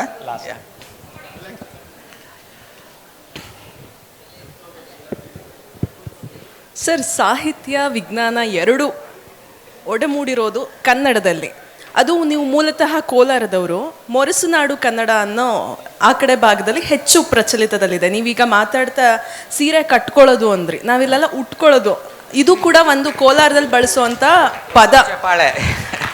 ಎಷ್ಟು ಸೂಕ್ಷ್ಮವಾಗಿ ಗಮನಿಸಿದಿರಮ್ಮ ನೀವು. ನಾನು ಮೂಲ ಮೈಸೂರಿನವಳು, ಪ್ರಸ್ತುತ ಕೋಲಾರದ ಬೆಂಗಳೂರು ನಾರ್ತ್ ಯೂನಿವರ್ಸಿಟಿಯಲ್ಲಿ ಪತ್ರಿಕೋದ್ಯಮವನ್ನ ಟೀಚ್ ಮಾಡ್ತಾ ಇದ್ದೀನಿ, ಫ್ಯಾಕಲ್ಟಿ ನಾನು. ಈಗ ಒಂದು 7-8 ತಿಂಗಳಿಂದ ಅಲ್ಲಿ ಜನರ ಜೊತೆ, ಮಕ್ಕಳ ಜೊತೆ ಒಡನಾಡಿರೋದ್ರಿಂದ ತುಂಬಾ ಭಿನ್ನ ಇದೆ. ನಮ್ಮ ಇಲ್ಲಿಯ ಕನ್ನಡ, ಕೋಲಾರದ ಕನ್ನಡ, ಅದನ್ನ ನಾವು ಮೊರಸುನಾಡು ಕನ್ನಡ ಅಂತ ಕರಿತೀವಿ. ಅದರ ಬಗ್ಗೆನೇ ಈಗ ನಮ್ಮ ವಿಶ್ವವಿದ್ಯಾಲಯ ಒಂದು ನಿಘಂಟನ್ನ ಪ್ರಕಟ ಮಾಡಿದೆ. ಸೊ ಈ ತರ ಸಾಕಷ್ಟು ವಿಭಿನ್ನವಾದ ಪದಗಳನ್ನ ನಾವು ನೋಡ್ತೀವಿ. ನಿಮ್ಮ ಬರವಣಿಗೆಗಳಲ್ಲಿ ಮೊರಸುನಾಡನ್ನ ಹೇಗೆ ಬಳಸ್ಕೊಂಡಿದ್ದೀರಿ, ಅದರ ಕನ್ನಡವನ್ನ ಹೇಗೆ ಬಳಸ್ಕೊಂಡಿದ್ದೀರಿ? ಒಂದು ಕತೆ ನೀವು, ಅಥವಾ ನಮ್ಮೂರು ಪಾಲಕ್ಕಮ್ಮನ ಮೇಲೆ ಒಂದು ಕತೆ ಬರೆದಿದ್ದೇನಮ್ಮ, ಏನೋ ಕೆರಳಿದ ಕರುಳು ಅಂತ. ಅದರಲ್ಲಿ ನೋಡಿ ನಮ್ಮೂರ ಭಾಷೆ ಬರುತ್ತೆ. ಇನ್ನೊಂದು ಈ ಶಿಲಾವ್ಯೂಹ ಅಂತ ಒಂದು ಕತೆ ಬರೆದಿದ್ದೀನಿ. ಆರ್ಕಿಯಾಲಜಿಕಲ್ ಪಿಟ್ಸ್ ನೋಡಿರ್ಬೇಕು ನೀವು, ಸಿಟ್ಸ್ ಅಂತ ಕರೀತಾರೆ.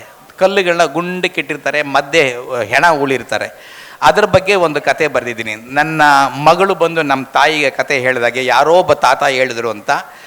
ಆವಾಗ ನಮ್ಮ ತಾಯಿ ಅನ್ಕೊತಾರೆ, ಮೊಮ್ಮಗಳ ಬಗ್ಗೆ ಹೇಳ್ತಾರೆ, ಅದು ನಂದೇ ಕತೆ ಕಣೆ, ನಿಂಗೆ ಯಾರು ಹೇಳಿದರು ಅಂತ. ಅಷ್ಟೊತ್ತಿಗೆ ಅವ್ರ ತಾತ ಸತ್ತೋಗಿರ್ತಾರೆ. ಸೊ ನಮ್ಮ ತಾಯಿ ತನ್ನ ಗಂಡನೇ ಬಂದು ನನ್ನ ಮೊಮ್ಮಗಳಿಗೆ ನನ್ನ ಕತೆ ಹೇಳಿದ್ದಾನೆ ಅಂತ ಆ ರೀತಿ ಒಂದು ಬರೆದಿದ್ದೀನಿ. ಅದರಲ್ಲಿ ಸಂಪೂರ್ಣವಾಗಿ ನಮ್ಮ ಮರಸು ಭಾಷೆ ಬರುತ್ತಮ್ಮ, ಮರಸಿನ ಭಾಷೆ ಬರುತ್ತೆ. ಎರಡನೇದು ಕೊನೆಯದಾಗಿ ಒಂದು ಪ್ರಶ್ನೆ. ಅವ್ರೇನೋ ಒಂದು ಕೇಳ್ಬಿಡ್ಲಿಲ್ಲ. ಒಂದು ಓಕೆ ಓಕೆ ಹಾಂ, ಇಲ್ಲ, ಸಾಹಿತ್ಯನೂ ಸತ್ಯವನ್ನು ಹುಡ್ಕೊಂಡು ಹೋಗುತ್ತೆ ಅಂತ ಹೇಳಿದೆ, ನಂಬಿಕೆ ಅಂತ ಹೇಳಿಲ್ಲ. ಈಗ ನಮ್ಮ ನೈತಿಕತೆ ಇಲ್ಲದ ವಿಜ್ಞಾನಿ ಅಥವಾ ವೈಜ್ಞಾನಿಕ ಜಗತ್ತು ಸತ್ಯವನ್ನು ಅನಾವರಣ ಮಾಡುತ್ತಾ ಅಂತ. ಒಂದು ನಿಮಿಷ ಇವರು ಹೇಳಿದರು ನೈತಿಕತೆ ಇಲ್ಲದ ವಿಜ್ಞಾನ. ಒಂದು ಕೂತ್ಕೊಳ್ಳಿ, ನಾನು ಹೇಳ್ತೀನಿ ದಯವಿಟ್ಟು. ಇದು ಒಂದು ದೊಡ್ಡ ದುರಂತ. ಏನು ಅಂದರೆ, ಸಾಹಿತ್ಯಿಕವಾಗಿ ಓರಿಯೆಂಟ್ ಆಗಿರೋರು ಎಲ್ಲರೂ ಕೂಡ ವಿಜ್ಞಾನಿಗಳನ್ನ ವಿಲನ್ಸ್ ಥರ ನೋಡ್ತಾರೆ. ವಿಜ್ಞಾನ ಎಲ್ಲ ಕೆಟ್ಟದ್ದು ಮಾಡುತ್ತೆ, ವಿಜ್ಞಾನಿಗಳು ಬಾಂಬ್ ಕಂಡು ಹಿಡಿದು ಬಿಡ್ತಾರೆ, ವಿಜ್ಞಾನಿಗಳು ಮಾನ್ಸ್ಟ್ರಸ್ ಆರ್ಗ್ಯಾನಿಸಮ್ನ ಸೃಷ್ಟಿ ಮಾಡ್ತಾರೆ, ಅದರಿಂದ ಮಾನವರಿಗೆ ತೊಂದರೆ ಆಗುತ್ತೆ ಅಂತ. ಇದು ಒಂದು ತಪ್ಪು ಕಲ್ಪನೆ ಸರ್. ವಿಜ್ಞಾನಿಗಳೆಲ್ಲ ಕೆಟ್ಟವರು, ಅವರು ಏನು ನಮ್ಮ ಹಳೆ ಕನ್ನಡ ಸಿನಿಮಾಗಳಲ್ಲಿ ದಿನೇಶ್ ಇದ್ರಲ್ಲ ಆ ಥರ ವಿಲನ್ನು ಅಂತ ಯೋಚನೆ ಮಾಡೋದು ಕೆಟ್ಟದ್ದು.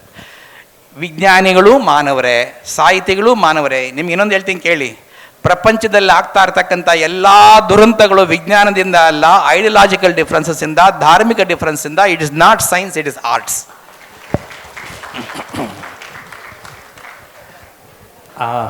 ಅಂತೂ ವಿಜ್ಞಾನಿ ಅಂತ ಈಗ ನೀವು ಸಿದ್ಧ ಮಾಡಿಕೊಂಡ್ರಿ, ಇರಲಿ.